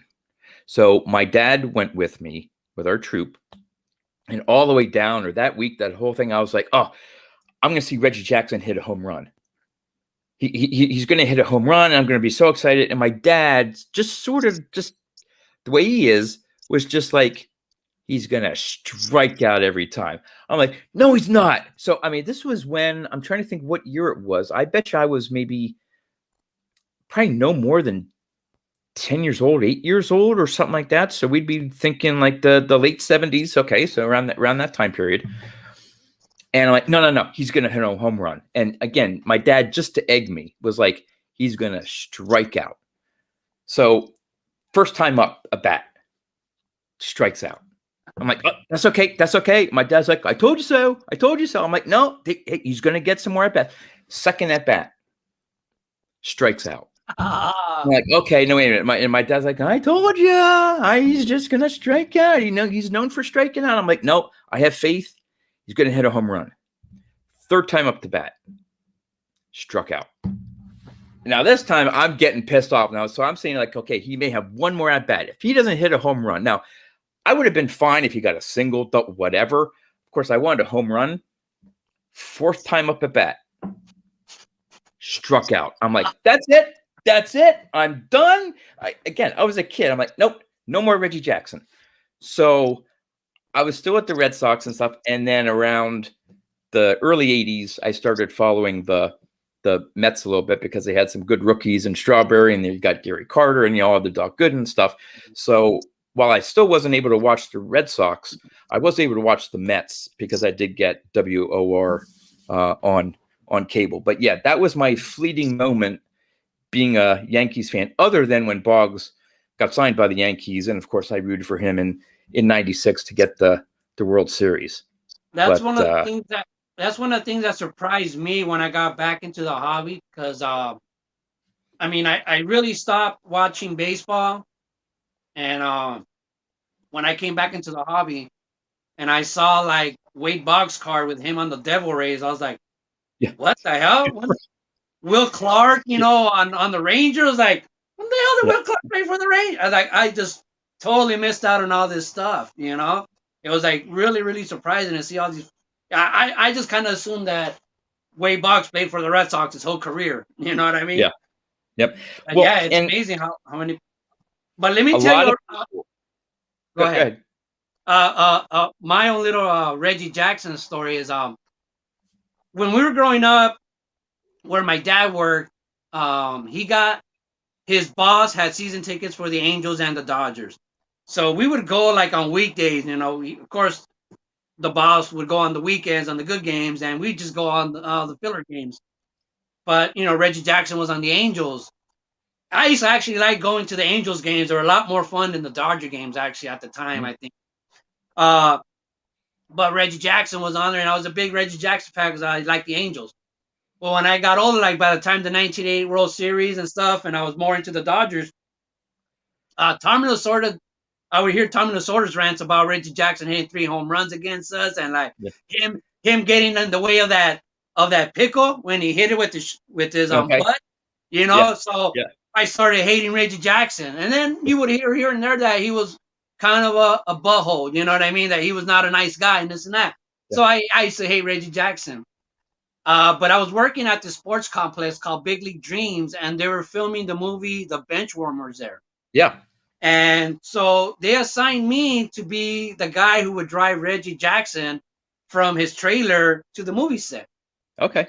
So I drove him here and there a couple times, and we would talk and we would joke around. And he was a very nice and cool guy to me. He was like, "You're not a butthole like like I always heard you were." He was cool. Yeah. And when I told him that I collected baseball cards, I was telling him I collect baseball cards. He's like, yeah. He's like, do you have any autograph cards of me? I was like, no, you don't write on cards. That's bad. You don't write on the cards. You get the signature on the baseball. He's like, nah, they put them on the baseball cards now. I was like, no, that's not good. It takes the value down. It's more like damaging the card. And he was like, Well. man, I'm gonna give you one tomorrow. And this is the one right here. I have it actually. So he came back the next day and he gave me this card. And he's all like, yeah, he's like, Oh, here, I'll awesome. give you my copy. And Sweet. so he's like, yeah, this is what they do now. And I was like, wow, I didn't know. And then, that was the first time besides Upper Deck. Upper Deck had that tiny hologram, and I'm looking Yep. at it, it's like, wow, that thing is huge. You know Yeah. what I mean? But this is an Upper Deck product, and it's numbered and all that. And I was just like, and this is before I got back into the hobby. So like I put that card away and never thought twice about it. And I've had it forever. And but one of the things I remember is like towards the end of the shoot, we were talking, some guy, Daryl Miller, he used to be the catcher for the Angels. He was a general manager working at that place. And David Spade and Adam Sandler Okay. came to the set the last day. They weren't in the movie. They came on the last day just because it was a Adam Sandler production. And they were all, and when I was driving by them, Reggie Jackson like, hey, what's up, guys? And we stopped. So I'm here having a powwow with Adam Sandler, David Spade, and Reggie Jackson, And Reggie's like talking to him, and Reggie's wearing like these long sleeves. And Adam Sandler's like, the hell's wrong with you, Reggie? It's like 100 degrees out here. You wearing these long sleeves? And he's like, no, it's this new stuff. It's called Under Armour. It's brand new. It's coming out. It keeps it cool. And he tells Adam Sandler, he's like, look, he lifts up his shirt and he tells Adam Sandler, touch my stomach. And Adam Sandler's like, no way, what are you talking about? I'm not going to touch his stomach, And he grabs my hand and he puts it on his stomach. He grabs my hand, he puts it on, Reggie Jackson puts it on his stomach. He's how does that feel? I said, yeah, it's cool. He's like, exactly. He's like, it looks like it's hot, but it keeps you cool. And he's like selling, he was trying to sell the Under Armour stuff. Like at that time, it was like brand new technology. Yeah. You know what I mean? And he was explaining to everybody, it was like, whatever, like we didn't believe it. It's like, there's no way you're wearing that long sleeve stuff and it's keeping you cool. But yeah, I had my hand on his stomach for a while. I was like, this is weird. Well, my only sort of in-person experience with Reggie Jackson is now it didn't happen this year because of COVID, but for the past, I don't know how long they've had this. I've attended like the last 5 years, but around the end of January, MAB Celebrity, uh, they have players sign and stuff. They do a Yankee Palooza in northern New Jersey. And with me being in central Pennsylvania, it's like a 3-hour drive or like that. So they've had Wade Boggs fly up because, again, he was for a little while part of the Yankees. So it's mainly former and current Yankees players. And I remember one year they had Reggie Jackson as a guest. Now, I was there for Wade Boggs, and I was spending already a lot of money with getting stuff signed by Wade and all that stuff. So I didn't get to have anything signed by Reggie. Plus, I don't think it worked out with the time he was going to be either later in the day or earlier or whatever. Anyway, so I meet Wade, do my thing, get stuff signed, and my wife was with me. So as we were leaving, of course, getting ready to head back another 3-hour car ride, I was like, hey, let me just head to the bathroom here quick, and you hold on to this stuff, and I'll see you in a couple of minutes. So I head into the men's room, and like right after that, I didn't realize it, but Reggie Jackson and his one handler, again, to just fend off people and stuff, went into the restroom with me, and sure enough, was in the urinal right next to me. So I can say, like, yep, I took a piss with Reggie Jackson. So again, not the greatest of stories, not getting to put your hand on his stomach or get an autograph card, but yeah. So I'm standing there going like, okay, I'm standing right next to Reggie Jackson. All right. So yeah. Now I didn't say anything. I just we both did our things and stuff. I didn't say, hey, how's it going? But yeah. So that's funny. It's amazing, right? Like, just I mean, the fandom, man. I mean, that's all it is. This fandom is like just being next to the people. That's one. Because it's not just at Dodger Stadium. It just hasn't been just the players, but people who throw the first pitch. Like, I remember being in the elevator one time with Kobe Bryant. The day he was going to throw out the first pitch. We're not allowed to talk to him, but I'm just standing there like, that's Kobe Bryant, That's Kobe Bryant, Same, I remember being next to Tom Cruise, and just like, Dad, this guy's short. You know what I mean? Yeah. So yeah, I mean, I mean, I don't know how to explain it. I mean, other people who have the same mutual feelings with stars, they understand, It's like, I don't care. Just the fact that I was standing in the elevator with them is like something huge for me. It's like, I'll never forget it. Been in the elevator with 1,000 people in my life, but I'll never forget standing next to Kobe and just like, wow, that's Kobe. Yeah. I remember feeling that way when I met Wade Boggs for the first time. It was first time I met him was the 2015 National. And because it was following that, then I would meet up with him every year in northern New Jersey. And then I saw him again at the 2019 National. But, oh, yeah, I mean, I was just like nervous like crazy. Just like, because I'd been collecting for so many years. And this was before really I started on Twitter and Facebook and YouTube and stuff. So I didn't have a whole lot of interaction. So this was my first time. Now, I was with a fellow Boggs collector who lives just outside Chicago, and he met Wade before. So he was sort of like an intro, sort of like, hey, Wade, how's it going? Hey, here's John. He's a big fan and things like that. And I think I was maybe fairly new to Twitter and Facebook and some of my postings and stuff. So he sort of knew of me, which was pretty. So he says, oh, yeah. He says, I think I know who you are or something like that. And I'm like, oh, wow, hey, it was great meeting and stuff.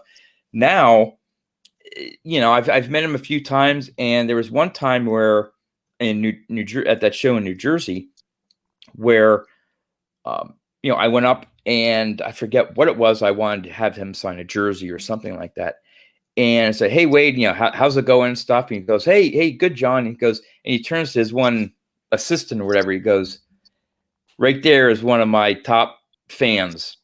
Like he's like, you know, like my, you know, one of my top two fans right there. I'm like, wow.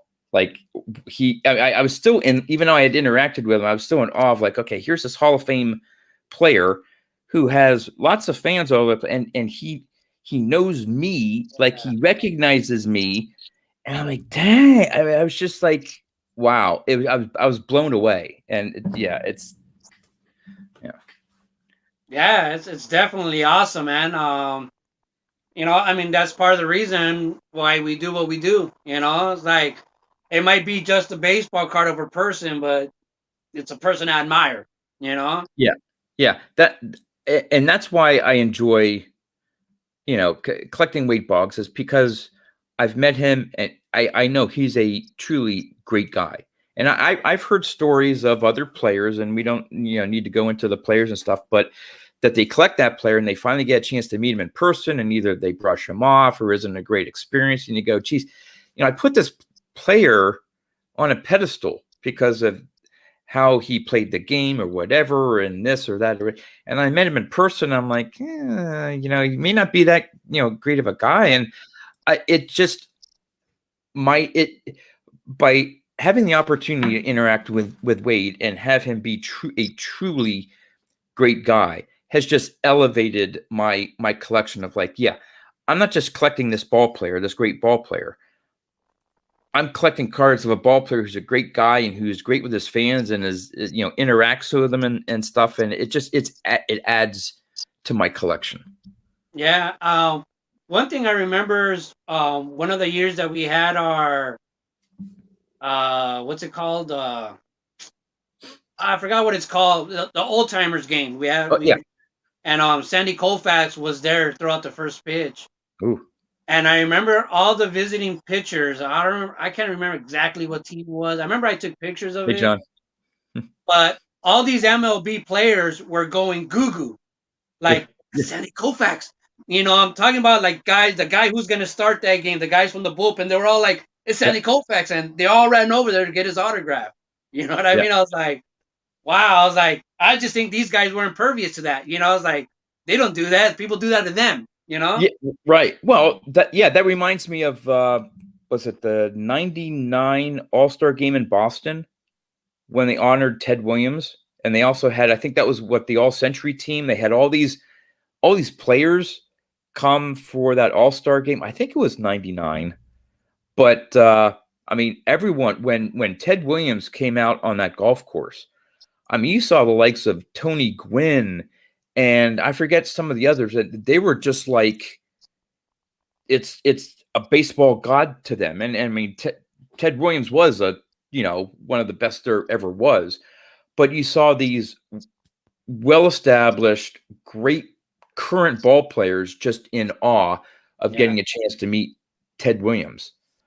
And I guess it affects all of us.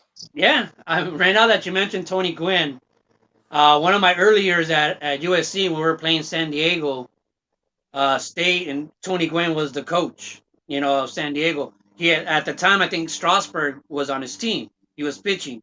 I don't think he pitched at SC. He wasn't in the rotation that day. But we had just done a lot of work to the field, and it was looking really, really great.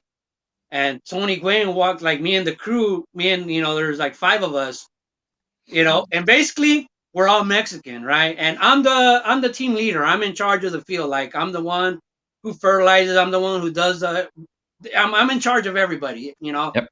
And but we had this one white gentleman who's older. He's already like 60. Tony Gwynn goes right up to him, shakes his hand. "You guys do a great job on this field, you and your crew," you know what I mean? Yeah. And this is what you expect, kind of. He has to tell, "Oh, this is his field. He's in charge." And Tony Gwynn comes up to me, and he's like, he's a man.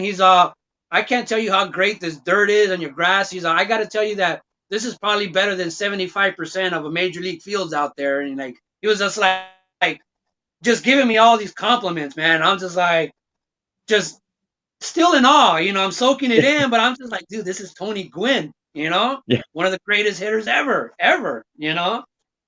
But yeah, I remember he had Strasburg on his team. I remember one time when we played, I think the Washington Huskies, Tim Lincecum was pitching for them, and he was in Okay. the bullpen. And me and my friend, like, we were waiting for him to finish pitching, and we had to go cover it up when he was done.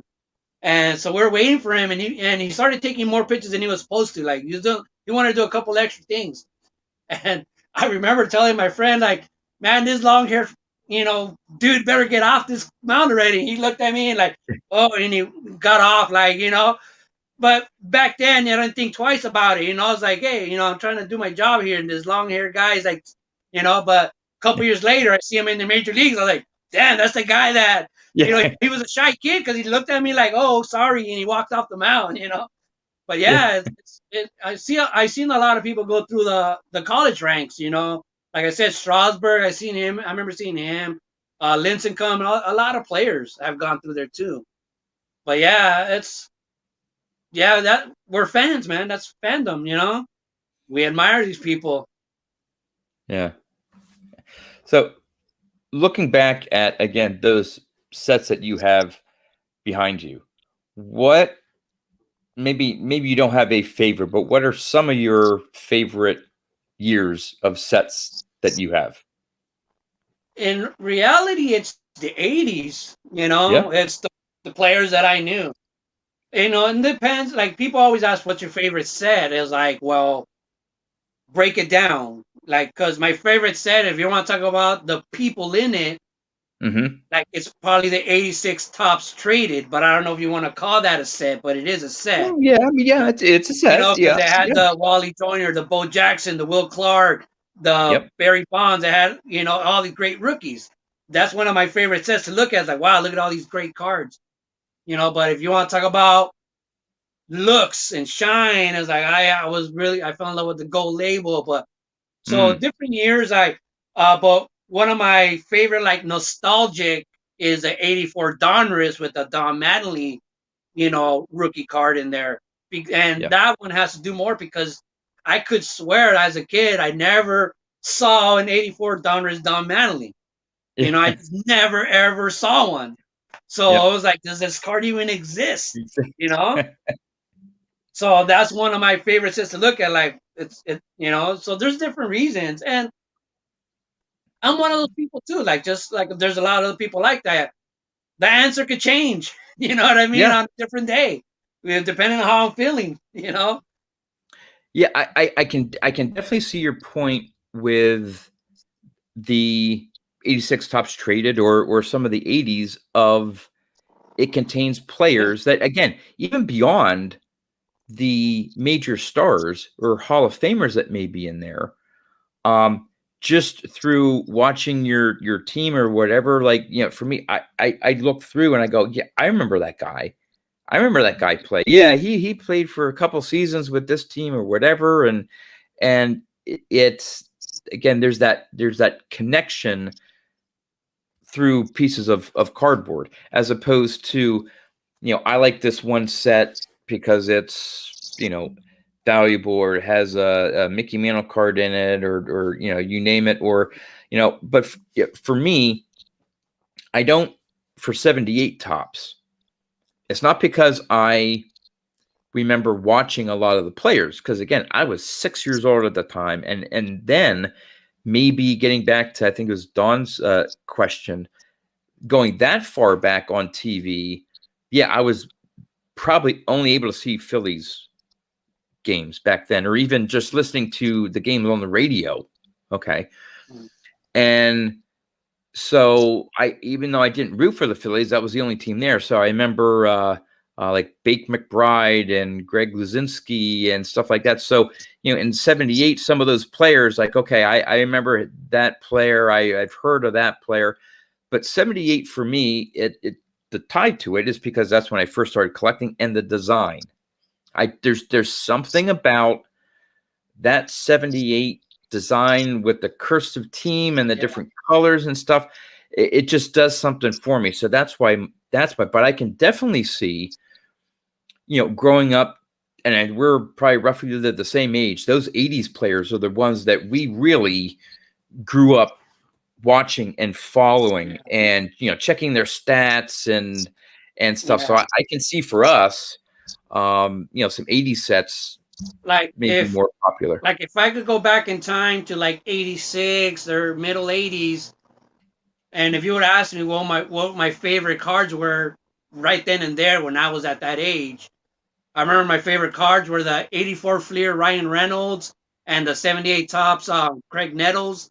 Yeah. It's like those are like my oldest cards, and Yeah. Ryan Reynolds cards, you would see that in the Beckett magazine and the Price Guide magazines. Like that was a hot card at the time.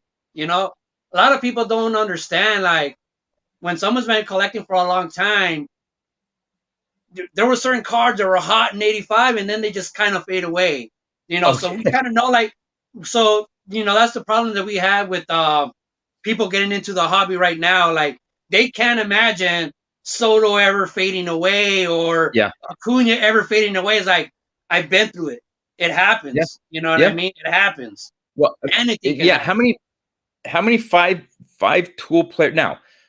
Eric Davis. Yeah. Great athlete, had some really good years. Now I can't remember whether it was injury or whatever, but he's not a Hall of Famer. He had a really good career, but after he had those key years, he sort of faded off a bit. And now he was big in Cincinnati. Then he went to the Dodgers, didn't he? Yeah, him and Joe Strawberry at the same time, and they both grew up in Crenshaw, California. So right. They were like it was like a big PR thing, like back home and this and that. Yeah. So you get a player like Eric Davis who started off, and I don't know. I mean, you can go through and name several players that, like, you're right. The younger collectors don't. Like one of my favorite cards in the late 80s that I had on top of my bed. Like at this time, this guy was like one of the hottest players, and now most people probably don't know who he is anymore. But like Willie McGee, like he was really good in the 80s. Oh, wrong one. Yeah. Yeah. He was really great in the 80s, and he's kind of one of those forgotten players now. That's kind of one of the things I had with the steroid era. Mm-hmm. And I know a lot of people like to say it saved baseball and this and that if it needed to be saved. But with those numbers, those video game numbers that they were putting up, there was a lot of good players that just fell off the map because what was good in the 80s all of a sudden was like, Willie McGee, Vince Cole, nobody cared about stolen bases anymore, stuff like that. Nobody cared about batting average anymore. It was about the home run. And people forget that, if you look back at like the home run leaders in 1985, you could win the home run title by hitting 35 home runs. Yeah, well, now people are hitting 30 home runs by the All-Star break, and they're like, "Hey, is he going to break by?" It's a different game, and you look back and it's like, wow, and that's, I think, one of the reasons that's why Boggs isn't as popular. I mean, because when you figure he played for the three teams he's played for, two of them are huge market teams, the Red Sox and the Yankees. You can't get any bigger than that other than maybe the Dodgers, right? So he played for those two big markets. Now, it was hurt that he didn't play his entire career with just one of those teams. But the biggest year, he hit 24 home runs. Yeah. Okay. And he never had more than 90 RBIs. I think that same year he had like 87 or 89 RBIs. Yeah, well, he'd not lead off and second all the time. Yeah. Well, look how many runs he scored. Yeah. Because he led off, got on base, either through a walk or a hit, and the people behind him knocked him in, scored runs, and so he was a key player, especially for the Red Sox in his early part of the career. But that doesn't, it wins games, but it's not fancy. It doesn't show up in the highlight films. That's why with analytics now, people like Wade Boggs and Tony Gwynn, they'd be a lot more valuable now. Oh yeah, because of the way they figure out the WAR and all this other stuff. But back then, when people are going by RBIs, it was like, well, the fourth batter has the best chance to have the most RBIs. You know what I Yep. mean? Being the leadoff hitter, the leadoff hitter, you're not gonna get that chance, and people don't understand that. You can't just look at the card for the RBIs. It's like, well, he's batting with nobody on base half the time. Right. You know what I mean? Yeah. Yeah. Yeah. So it's even something for a leadoff, but because again, Boggs was in the American League, so there's the DH. But you still have your lineup where your 8-9 hitters aren't maybe the best. So you're even following them. So you're either leading off with no one on base, or you have players ahead of you that don't necessarily get on base a lot for you to knock in. So to have 60 RBIs a year from leadoff is really good. And he would have 50, 60 RBIs. But for me, when I had to decide again, when I made the decision, I should say, not had to, when I made the decision to collect a certain player, one I saw, well, who do I have that I have the most cards of to start off with? And I had a ton of Boggs cards just from collecting packs and stuff. I'm like, hey, okay, I already got a lot of Boggs cards. And then I thought, hey, you know what? I like the fact that, it, and I know I may get some grief for this, but to me, it seems, especially with today's swing angle and weights and things, that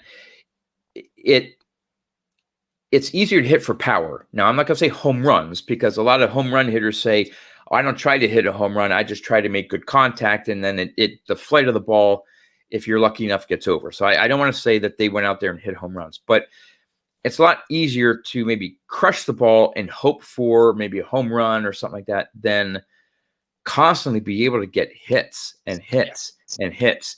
And to go the opposite way, to go, I mean, you hit them where they ain't. A lot of things that I was more impressed with Boggs as a hitter doing what he was able to do than all the others that had all these big home run totals. And again, that was just me. Yeah. Other people have different opinions, well, but that's try to imagine then trying to pull the shift on Boggs and Gwynn. They're gonna hit it all the time through the holes. You know what I mean? Yeah. But how many players now can't do that? Like all the infielders will go to one side of the field, leave that whole side empty, and they can't hit it that way. You know? It's amazing. Yeah, because again, they're taught, and this is obviously over many, many years, because it was, they probably taught it through Little League and college and stuff, of a certain way to generate more power. And you don't generally create a lot of power when you're trying to go the opposite field, because you're not generating as much. So you're like, well, I'm never going to hit a home run if I have to reach out for the ball to make it go to left, to left field if I'm a right-handed, or right field if I'm a right-handed batter. And so I don't think it's taught that they were taught to hit that way, as opposed to take the pitch you're given. If you can make good contact with it, take it where the pitcher gave it to you, and put it where they ain't, I guess, hit it where they ain't. And that term, hit it where they ain't, people who know baseball are familiar with that term. But I remember a couple of times I would say that in my baseball league, hit it where they ain't, and people are like, don't you know how to speak English? That's not how, it's like, it's a baseball term, it's like, it's famous, Ernie Banks used to say this, and all these people used to say this, like, but yeah, it's definitely a trip, man. How much people don't know like baseball history now, and like all these people who don't know the players, all they know is their coaches and what they've been taught. Like Tom House, when he was given instructions at USC, one of the craziest things that just struck about me with his classes is that every pitcher made the same hole. Like I'm used to, like, you clean a mound and every pitcher was landing in a different spot. They had a different angle, everything. He was teaching everybody to do the exact same thing. You know what I mean? I was like, what if that's just not their bet? Like me, like what I'm trying to say. My arm was broken, so that guy couldn't teach me because the way he taught, it had to be perfectly aligned. Yeah. Everybody, you know, it's like you can't when Eddie Murray was the batting coach for the Dodgers. I don't know if you remember that, but he was the batting coach for a brief while. Matt Kemp, Juan Pierre, I mean, Hmm. all these players will go to the back and complain about him. This guy doesn't know what he's doing. He's telling me to hit. I can't hit that way. I can't swing the way he swung. You know, like complaining about him. And then they got rid of him, and they Yeah. had the same complaint with Mark McGuire. They're saying like he doesn't know how to teach you how to hit. He's just trying to tell you what he did, but he doesn't Yeah. know how to adjust to your powers, to your strengths. You know, Yeah. Um, that's what they were saying about Barry Bonds in Florida. You know that some of these is the same. They would say the same thing about Kobe. These great yep. players, they don't know how to coach because they're just naturals. You know? Yeah. Right. Right. Yeah. And it just, yeah, they weren't, well, sort of like golf. You had mentioned about taking golf lessons. And I don't want to say I'm any type of natural or whatever, but I took in my entire life. I've been playing since I was an early teenager. Now I don't play as much now as I'd like to, other priorities and stuff, but I always enjoy playing. I've taken in my lifetime probably 5, 6 lessons. That's it. My grandfather took me out when I was young to a little municipal course in Massachusetts when I'd go up to visit, and he let me borrow his clubs, and he just gave me general, like, hey, this is sort of how you hold it. This is how I hold it. And you want to do just very basic things. And I just started hitting, and through watching golf and other things, I made my own corrections with my own swing. Now, again, it's not perfect. It's far from perfect. But I got to the point when I was playing consistently that I had a shot every time I went out to almost break 80. And I've broken 80, a couple of times. Now I can't. Now when I go out, I haven't played for so long. If I'm in the 90s, hey, it's a good round of golf. But yeah, but could I teach someone? I could teach someone of saying, okay, generally speaking, this is what you want to do, and hey, that looks good to me. Hey, you hit it straight. You must be doing something right. But it's not like this is the absolute certain way you have to swing the club. Like you said, it has to be this. Well, can't do that. Well, then I can't teach you because it has to be this way. And so who knows if I had taken actual, more lessons, if I had gotten Yeah. any better or And not. I don't know. that's the way I see baseball in general now, coaching wise, is like there's videos and there's tapes of instructors. And so say like now I see that there's like coaches conferences for college. Yeah. So all these coaches from everywhere, they go to have these big giant conference and they get taught by the one guy how to teach. So Yeah. all these guys go back and teach what that guy told them to teach, you know? So all Yeah. these guys are swinging the same way, hitting for trying to generate power. No, everybody's doing the same thing, you know? No, there's no more. There's not going to be any more Vladimir Guerreros, where they have their own unique and they can swing at anything. These Oh guys yeah. only know how to swing what's right here in the middle, you know. Yeah. Like you see that in the playoffs. That was a big thing with like even Corey Seager and Cody Bellinger and all the past playoffs and World Series. They can't hit breaking balls inside. So like, hey, throw breaking balls inside and swing and miss, swing and a miss. They couldn't adjust, you know.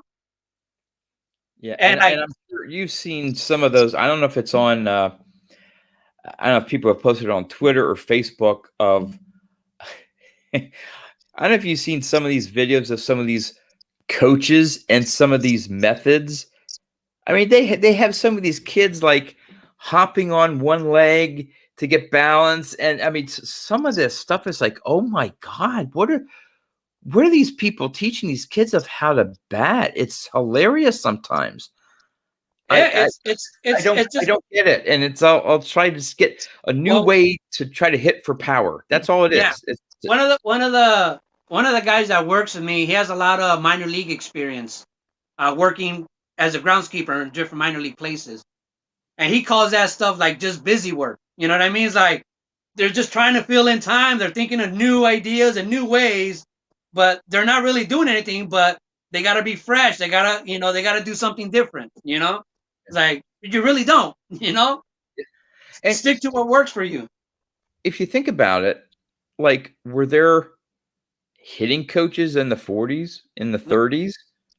Like, did Babe Ruth have a hitting coach? I don't think so. I think he was just like, and now again, not saying Babe Ruth, because again, he may have been one of those natural talents, but all those players back then, they grew up playing just stickball.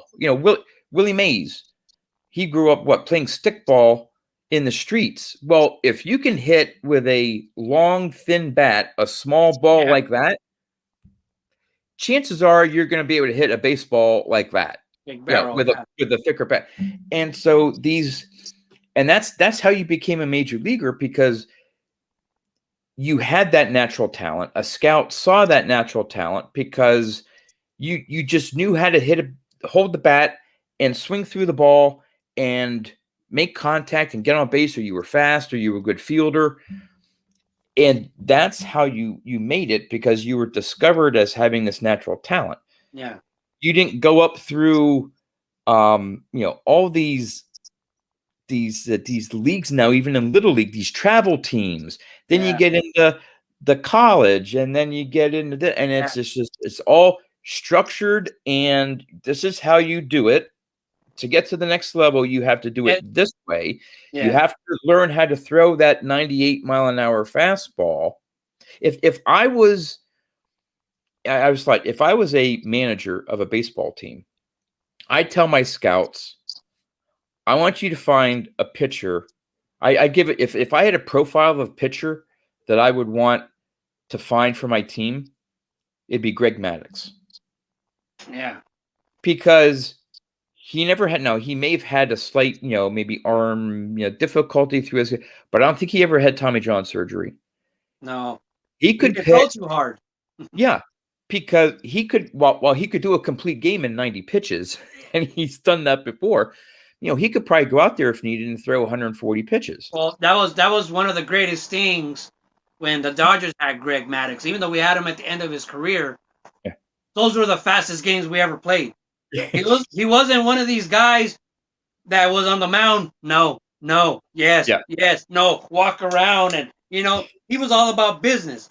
I remember Rick Honeycutt was our pitching coach, and they asked him, like, when Rick, after the first day, he's like, "Are you gonna be able to teach Greg Maddux any tricks?" And he's like, "No, he's gonna teach me." You know what I mean? He's like, "Oh, I'm not gonna change it. He knows what he's doing. There's nothing I could do for that guy. He's awesome." But his location, his uncanny, like studying the batters. Yep. That's a lost art, because like we said, these guys in the past, they look at every batter more individually and adjust to every batter. Now it's just like, this is what I'm doing. You know what I mean? Hit it if you can. If you can, you can. And it's almost like now with pitchers, like, to break into the major leagues, you have to throw in the high 90s for your fastball, and it's almost a given that a team is going to get a young pitcher and anticipate they're going to be out a year because they're going to need Tommy John surgery. Now, to me, that's one, that's unfair to these ball players, and two, to commit all this money and just all to me, it's just, and it goes to collecting as well. That, oh, heaven forbid you invest a lot in a young pitcher, even, and it didn't occur to me that Jacob deGrom, who I really like, and it's just an outstanding pitcher, I think he had really early, starting off in his career, I think he had Tommy John surgery, I think. So here's like deGrom, and I'm thinking, oh yeah, deGrom's had a great career. He hasn't had any injuries. And I'm like, oh, wait a minute. I think he did, like his rookie year or something like that. And then he recovered. It's almost guaranteed, like, oh yeah, I want to be a pitcher, so schedule my Tommy John surgery next month, because I'm going to blow out my elbow, and then I'll have my major league career. It's just, I don't. Yeah.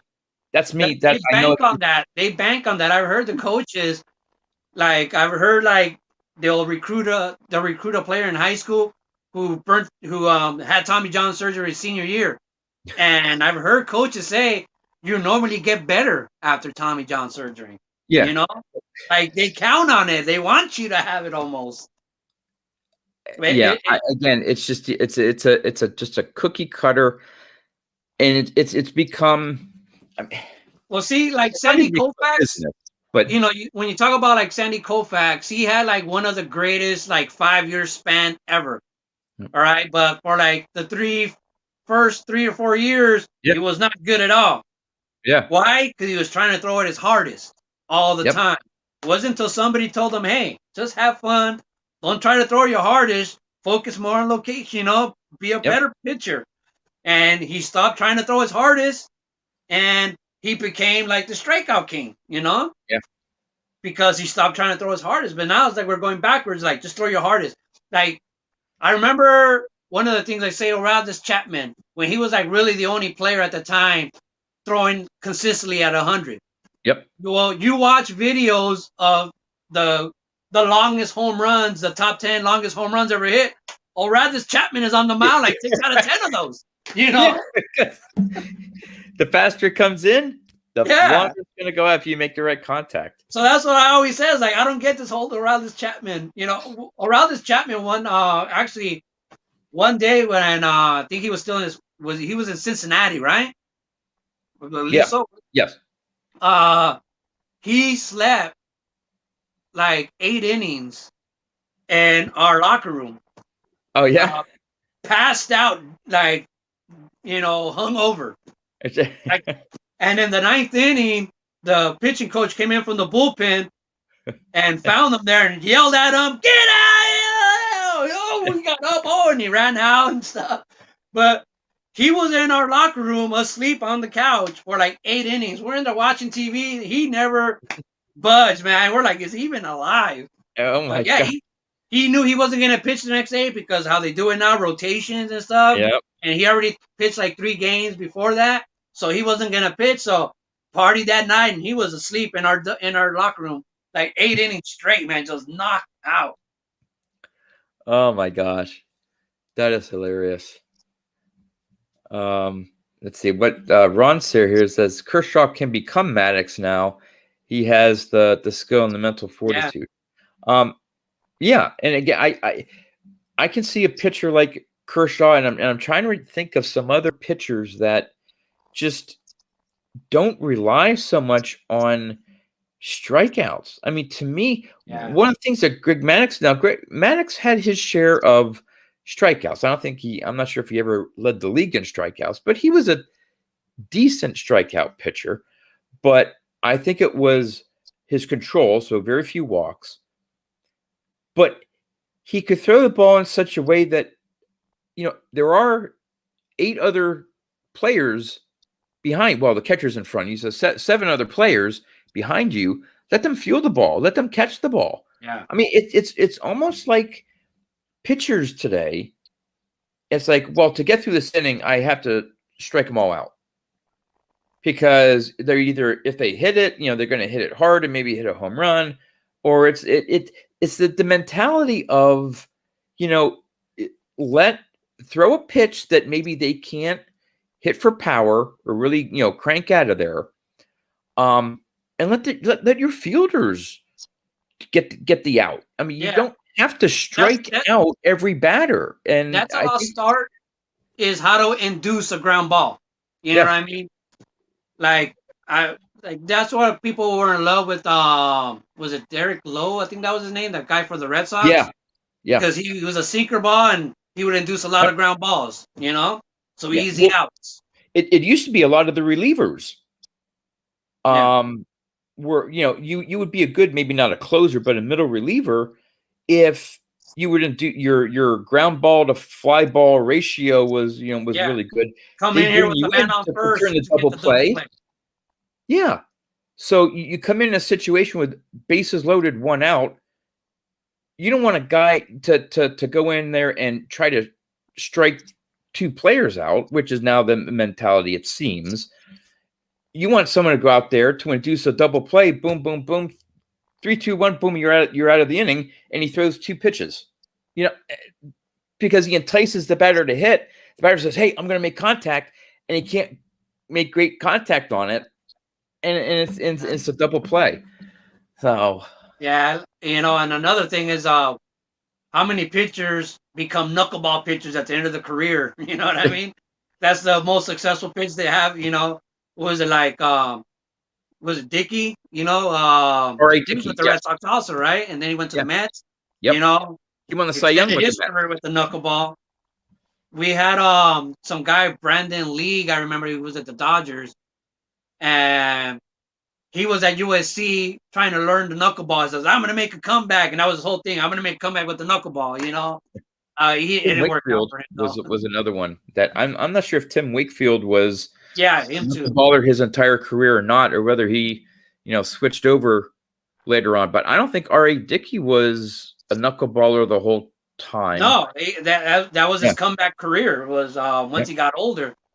That's usually what they would do. Is like the last year when you have nothing left in the tank, throw a knuckleball, Yeah. and see what happens.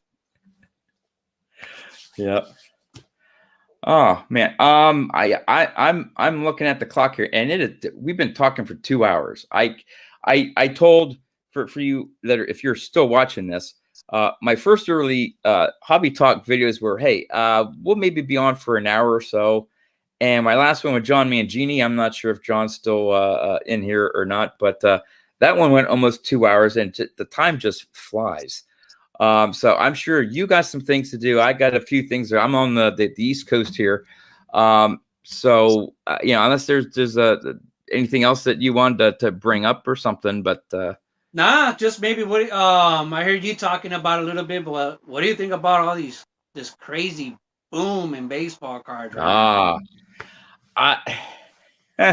I've done a video or two on it with some frustrations, but then I also did one of, hey, there's a lot of joy out there in the hobby. I think in terms of the prices, that it's right now there's just a lot of money chasing a finite amount of cards. I mean, that's when it comes down to it. Mike Baseball Collector had some great concepts of what's going on, but when it comes down to it, there is whether it's from investors, whether it's just found money from stimulus, or for me, the last year, I've been working, thank goodness, but I've been working from home. So I'm not spending a whole lot of gas money that I budgeted for. I'm not going out to restaurants. I'm not going to the movies. I'm not doing so in my normal budget where I would put money to other things in my life. And I'm like, oh, well, I don't have to spend that, so I can maybe buy some cards. So that with investors and with the celebrities and players and all that stuff, and it's the new thing now. And I mean, I've even heard people saying that what they normally put in, say, in a given month to their retirement, they're still putting some, but they may be taking a certain percentage of that. And instead of putting in their 401k, they're putting it into cards. So you start multiplying that, you have a ton of money coming in with a finite number of cards. Now, when you talk about grading, that's a little different because all the submissions at PSA, if you're looking at a population report of PSA 9s or 10s of a certain card, that population could go up as more people get them graded. But in general, you have the same number of cards out there, but more money chasing them. Yeah. So the price is going to go up. So what's going to happen that if there's any correction, you're going to get exceptions for a certain player. You get one of these younger players that has a terrible year, heaven forbid gets injured, whatever. You're going to see, like we were talking about with some of these players from the 80s that we collected that were great and then dropped off.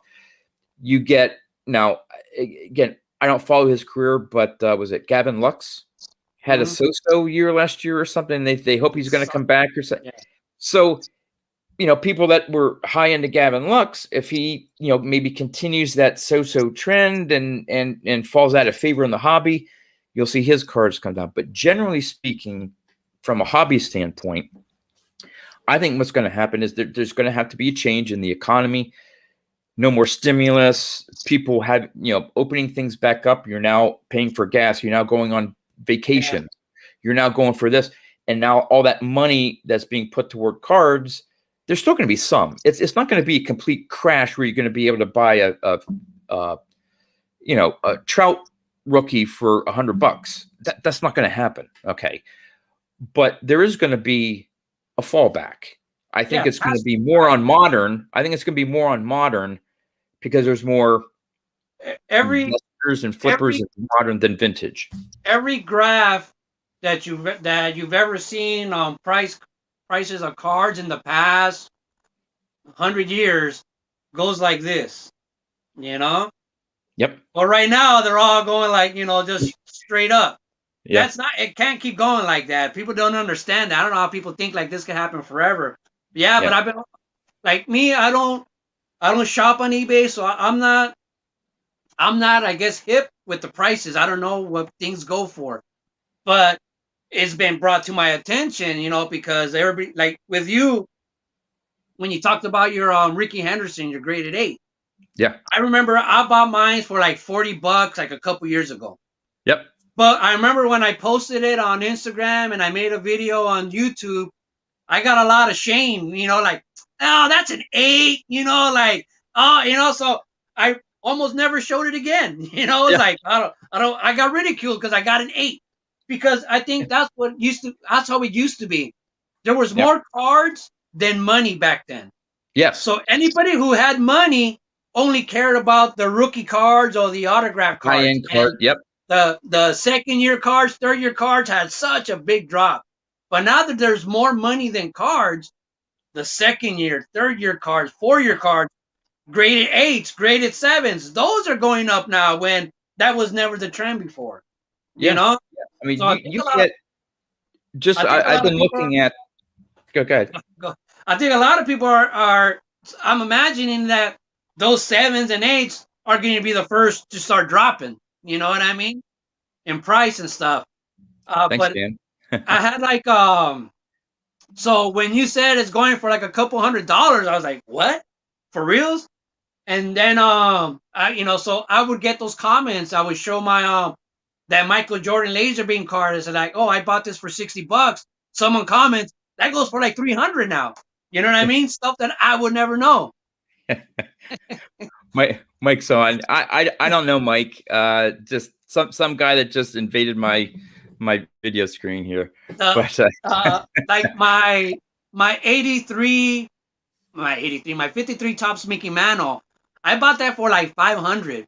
Mm-hmm. And then I remember you made a video calling it a comma card when it's over $1,000. Yep. I had never really heard that term.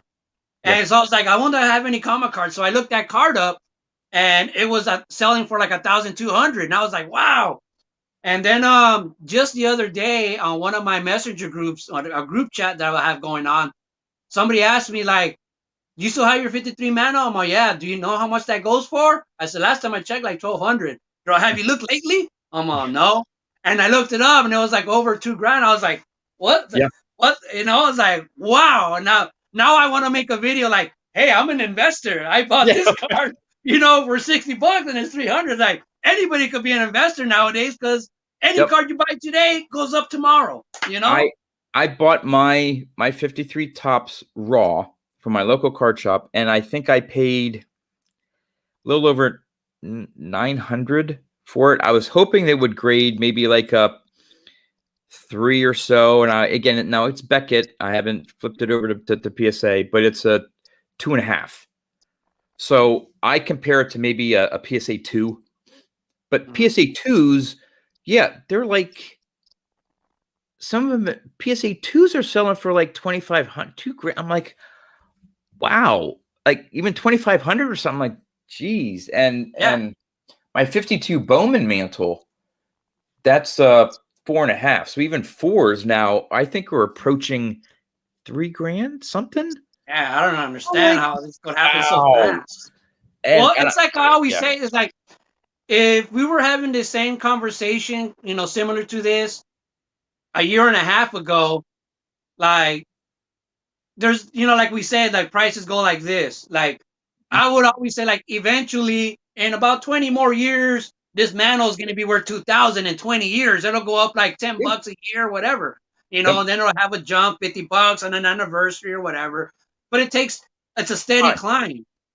Yep. Like I've never seen anything like this before, and that's why I always tell people it's like people are paying what the price is going to be 20 years from now, paying that price today Yeah. because they're how you know they're looking into the future like this is what it should be worth. Like yeah, like but it takes time. It doesn't do it in one day like everybody's doing it now. You know, Oh, I yeah. use that a lot. I tell people we're paying like 2050 prices right now for in 220. You know. If you go on, if you check PSA's website, they have, they look up auction prices and they chart and stuff like that for different grades for a lot of the vintage. So I'll be looking at a card on eBay that I'm like, okay, maybe I'll, take a look at whatever. You see, and some of these prices go back like 5 years, 6 years. You see, like you said, a very small incremental, like the car would be $100, maybe 120, maybe 150, go down to 120, maybe 170.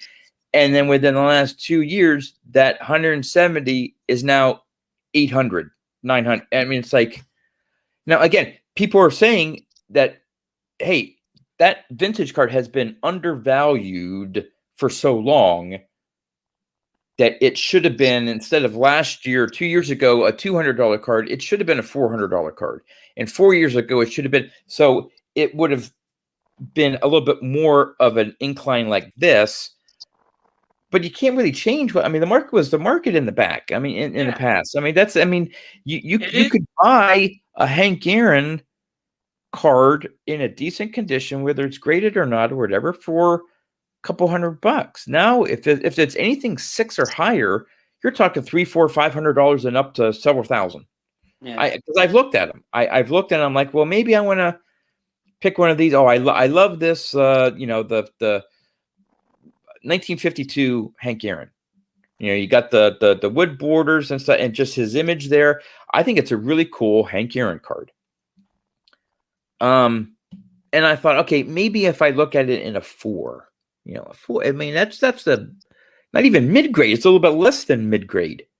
Mm-hmm.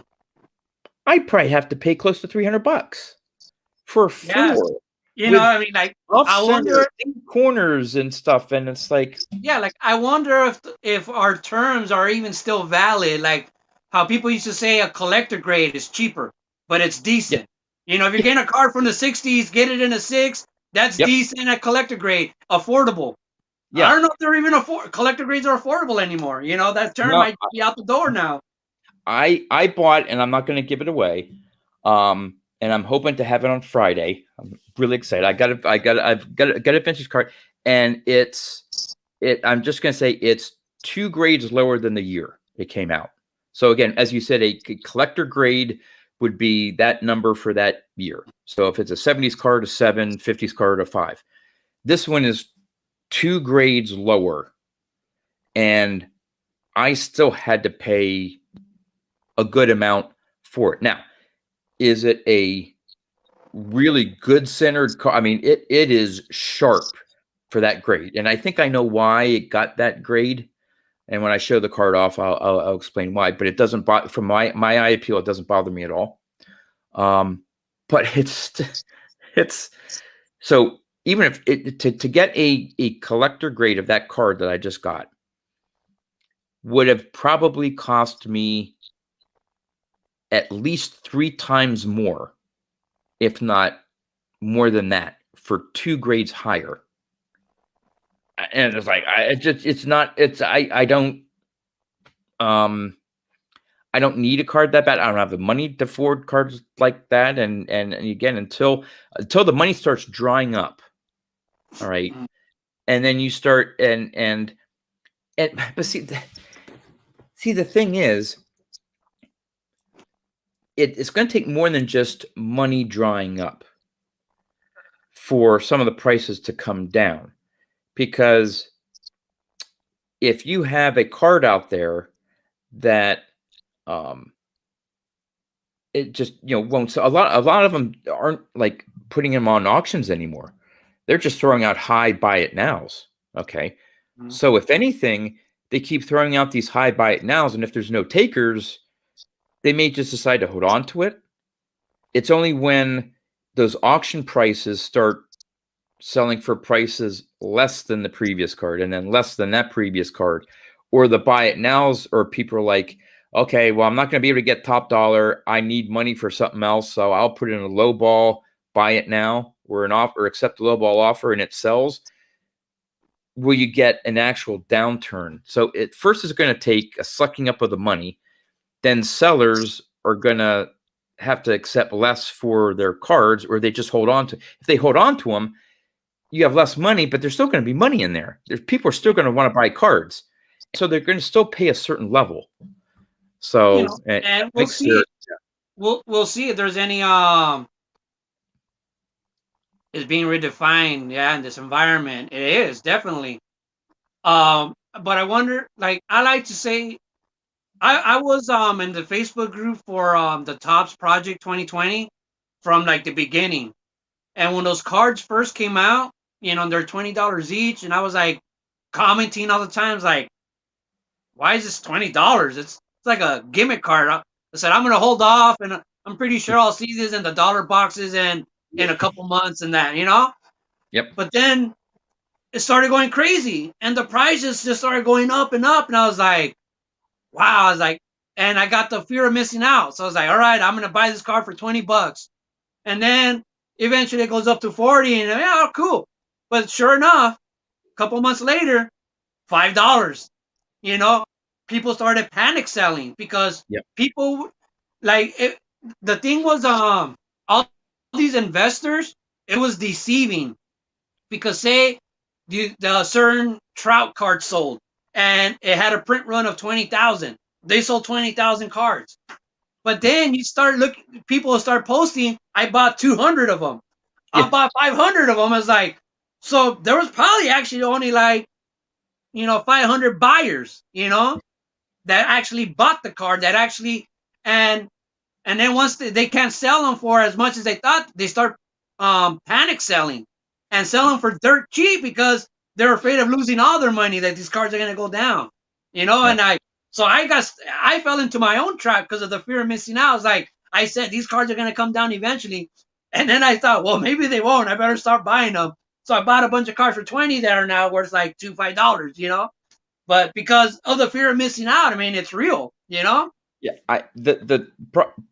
Project 2020. When I would hear stories of, I bought it, and I'm waiting for it to be delivered to me, and by the time I receive it, I've already pre-sold it and tripled my money, and I'm like, what?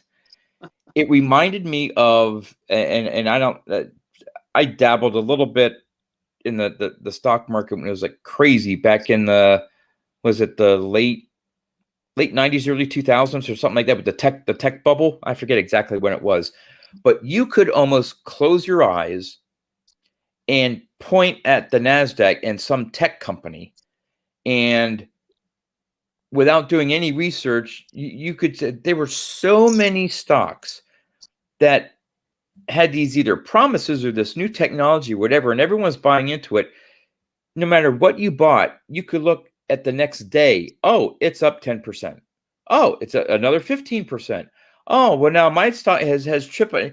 It was insane. I remember talking to a coworker who was, we were just, again, not big, not much, putting in or just following some stocks. And we're like, just like we're talking about now with the card market.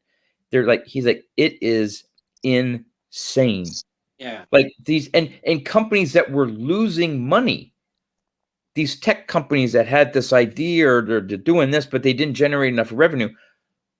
People were buying their stock left and right, and then the tech bubble came, and there was a local company here that was involved in technology, and they ended up trying to expand too much and raising money and all this stuff. And when the bubble hit, it affected them, and they actually went bankrupt.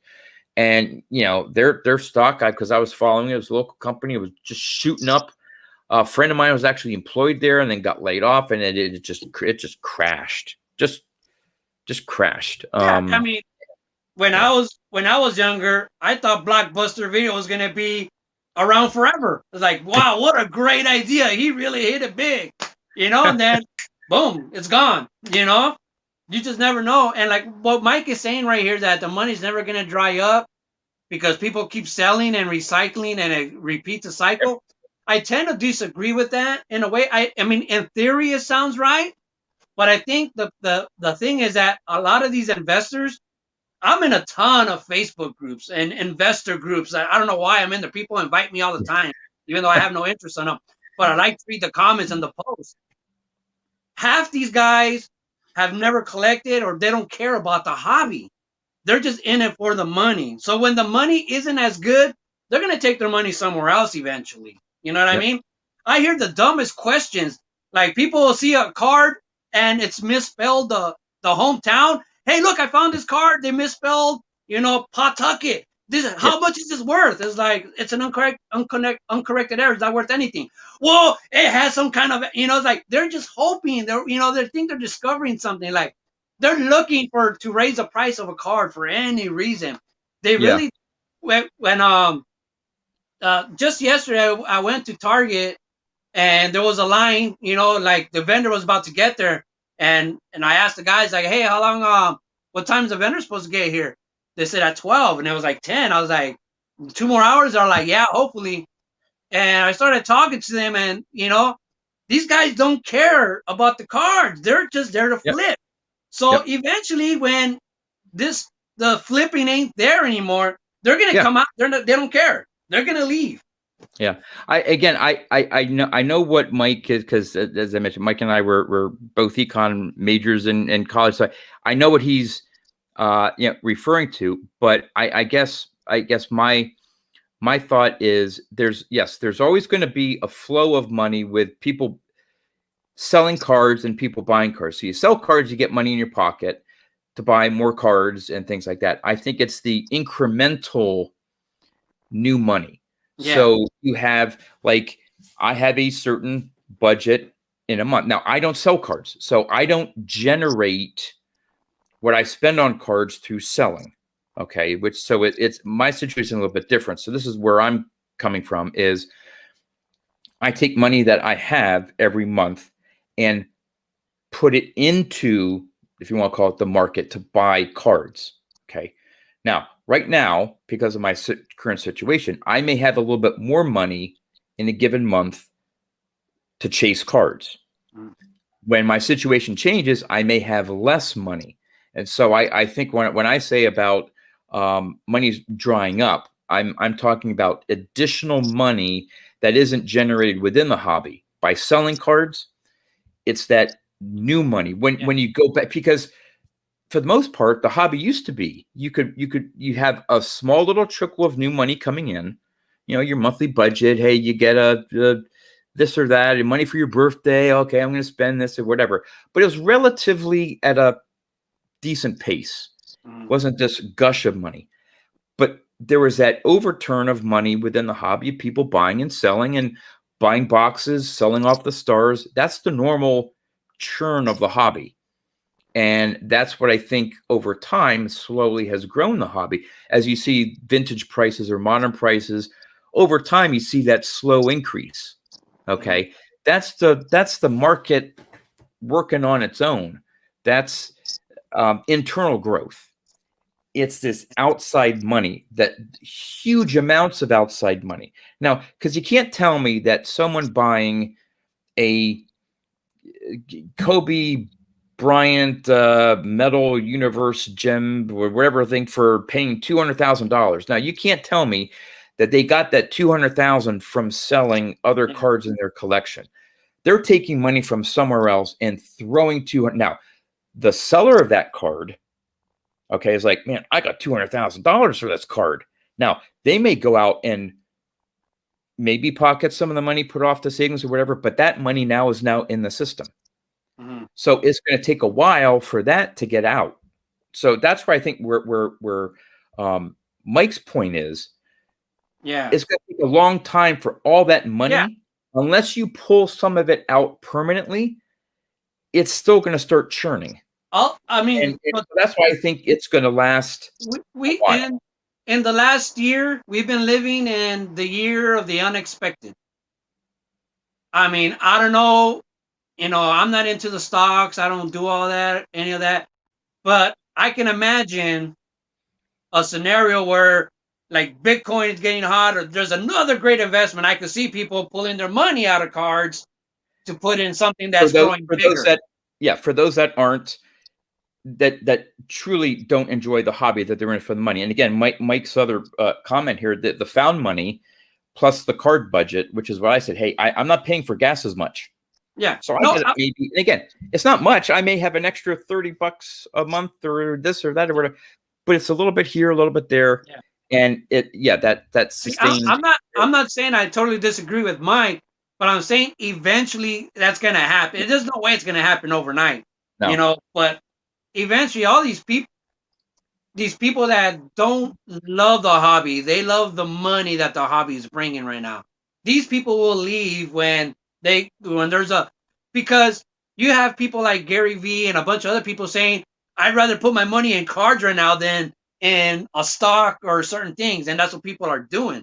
But eventually that's not going to be true anymore. And, I'm assuming it's going to shift, but I mean, who knows when that'll be? It could be like, I don't expect it to go down. We're going to get another round of stimulus checks. I expect things to go back up again, but like say here in California, Disneyland has been closed for a year.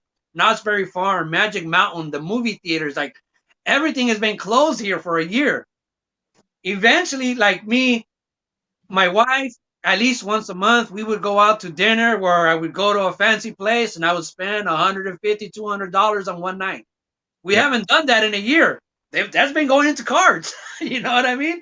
Eventually, when we get back to normal, like I said, that money that I've been pumping into cards, I'm going to be pumping it somewhere else again, You're not an idiot, Mike. You shouldn't listen to me. No, but again, with it's, even if things change, start to turn around, and there's maybe less money, there's still going to be money going into this card market. So I mean, I hate to say this, but I mean, I just don't see it, and it may at some point slightly slow down a little bit, but I don't really see things crashing. It would take something huge where there's not only less new money coming in, but everyone trying to sell and they can't sell, and it sells. I mean, like just complete and utter crash because something. It's not because, oh, well, here's an alternative investment, or here's something that's the latest fad and all these investors are going to move over to there, and that it's going to take more than that. I think the churning. Like one of the things, like I say, like prices go up faster than they go down. Something that doesn't make sense, is like I bought this Kobe Bryant autograph for like $60. All right, because it's a Sage. You know what I mean? It's not a known card. It's not graded. It's not, all these excuses for it being cheap. Why it's not valuable. Yep. It's a sticker auto and this and that. This was like an unwanted card. Like, I used to post this up and nobody ever offered me any money for it. Nobody wanted it. Oh, that's a Sage. Oh, it's not graded. Oh, that's a sticker auto. Nobody cared about it. And somebody told the last time I made a video, somebody told me like, "Oh, that's $1,000 car." And I was like, "No, it's not. I got it for like." Nobody even wanted it for $100. And I looked it up, and it was like selling for like $1,500. I was like, "What the hell? Since when?" So it's more money chasing things that didn't make sense. Yeah, well, like you said, you got sort of mocked and ridiculed for you only have a PSA 8 Henderson rookie. Like what? Yeah. Now people are like, you could afford an 8. Man, I had to sell it for a 6 or something like that. And it's yeah. What's this? Bill? Hey, Bill. Gary Vee is gonna hype Halloween masks. Caesar is set. Diversify your portfolio. Yep. Right. Oh.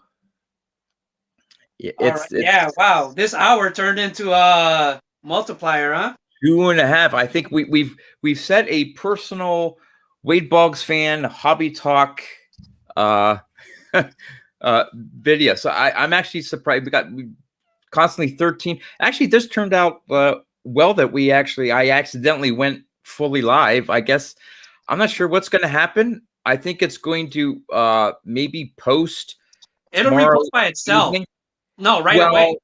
but I scheduled it, so it's not going Oh, to. So technically, all this is going to appear, I guess, maybe as a video tomorrow evening. dude. Yeah. Maybe. Last night when I was live, Yeah. my my phone died. Right Oh, on my stream, my yeah. phone died. So I was like, "Oh, it's over," and I plugged it in, and I walked away. Came back 10 minutes later. All kinds of people were on my stream, but I couldn't even get back on it. And I was Oh, commenting. I was like, "Hey, how's the stream still on?" I was like, and I wasn't on it, and I couldn't get on. right. Because the stream is not technically on your phone; it's on the website. So the Yeah, website was still recording when you're. Oh yeah. wow, that's So ten interesting. minutes later, when my phone got a little charged, I came back and it was still on. I'm like, "Hey, what's going on?" And then, so say there was like 4 people on the stream, and then somebody sent me the link, and I clicked on the link, and then I just appeared, and everybody else disappeared, and I had to invite them back in. It's like pretty weird how it works. Wow, wow. So hey, Aunt Caesar, thank you so much for. I mean, this was a blast. It actually turned out to be more than just cards, just about baseball and experiences in our hobby. And this is what I like. I like getting to know all the great YouTubers out there. I've been fortunate to do this with some of the best out there. Oh, of course, my wife has to chime in. So there. So, That yeah. was great. How come I The haven't wives been? What's this interviews. baseball? How come I haven't been on your live streams yet? Oh, Well, so we'll have to work something out here. all right, yeah, get on anytime on my streams. But the one that you got that the wives did, I thought that was pretty awesome. That my wife again, she's amazing. She was a little hesitant. She's like, I don't want to be on camera and stuff. But when she was done, she's like, I had a blast. That was fun and stuff. And yeah, so Mike, that was a great idea to do that show. And yeah, she had a really fun time on it. So in fact, I'm still optimistic about the national this year. I think with Yeah, me too. everything that's the positive things, we may have to obviously do the social distancing and stuff, which is fine. But I'm hoping they still have it. My wife's gonna come out, and at least one day she's gonna see everything. She's actually pretty excited because I've told her all about it, and she's like, "Yeah, I wanna go see." Now she's not gonna join me every day there, but yeah, it's gonna be. I'm really curious to see how if there's still daughter boxes left. Yeah. Well, Because last I've year, heard of shows now. Now I know Lou Rock. He's still watching that. I know he just did a video where he went to his local card shop, and now they still have dollar boxes, or maybe not 50-cent boxes anymore. Who knows? But uh, yeah, I'm actually looking forward to maybe just diving through some of that stuff. And like yeah, me, if you were to ask me what player do I have more cards of, it would probably be Jeter. I have probably more Derek Jeter cards and Ken Griffey Jr. cards than anybody else. And it's not because I'm chasing those guys. It's because when I go through dollar boxes, there's yeah, tons of Griffeys. There's tons of Jeters. I don't know if that's going to be the case anymore. yeah. I don't. I mean, I think on that lower end, there's still some bargains because again, a lot of That's what I'm saying. I yeah, don't know. yeah, I yeah, haven't been to shops lately. I haven't been to I a think a show lot of lately. people are chasing the high grade, the super shiny, low print run autograph Yeah. patch jersey, all that stuff, and because you see, people were opening packs that, hey, I pulled a trout. Cool, right? They don't immediately put it in a top load, in a penny sleeve and a top loader. I'm like, I pulled a base trout. So, and with the production run, people, I forget who was estimated for 2020 Series 1 on how much they produced, but you may not see a trout. That may not be the perfect example in a dollar box, but maybe, because if a dealer's just trying to get rid of product to generate money to buy some other stuff, they may put a few little gems. Oh, look, I found they put a trout in a dollar box.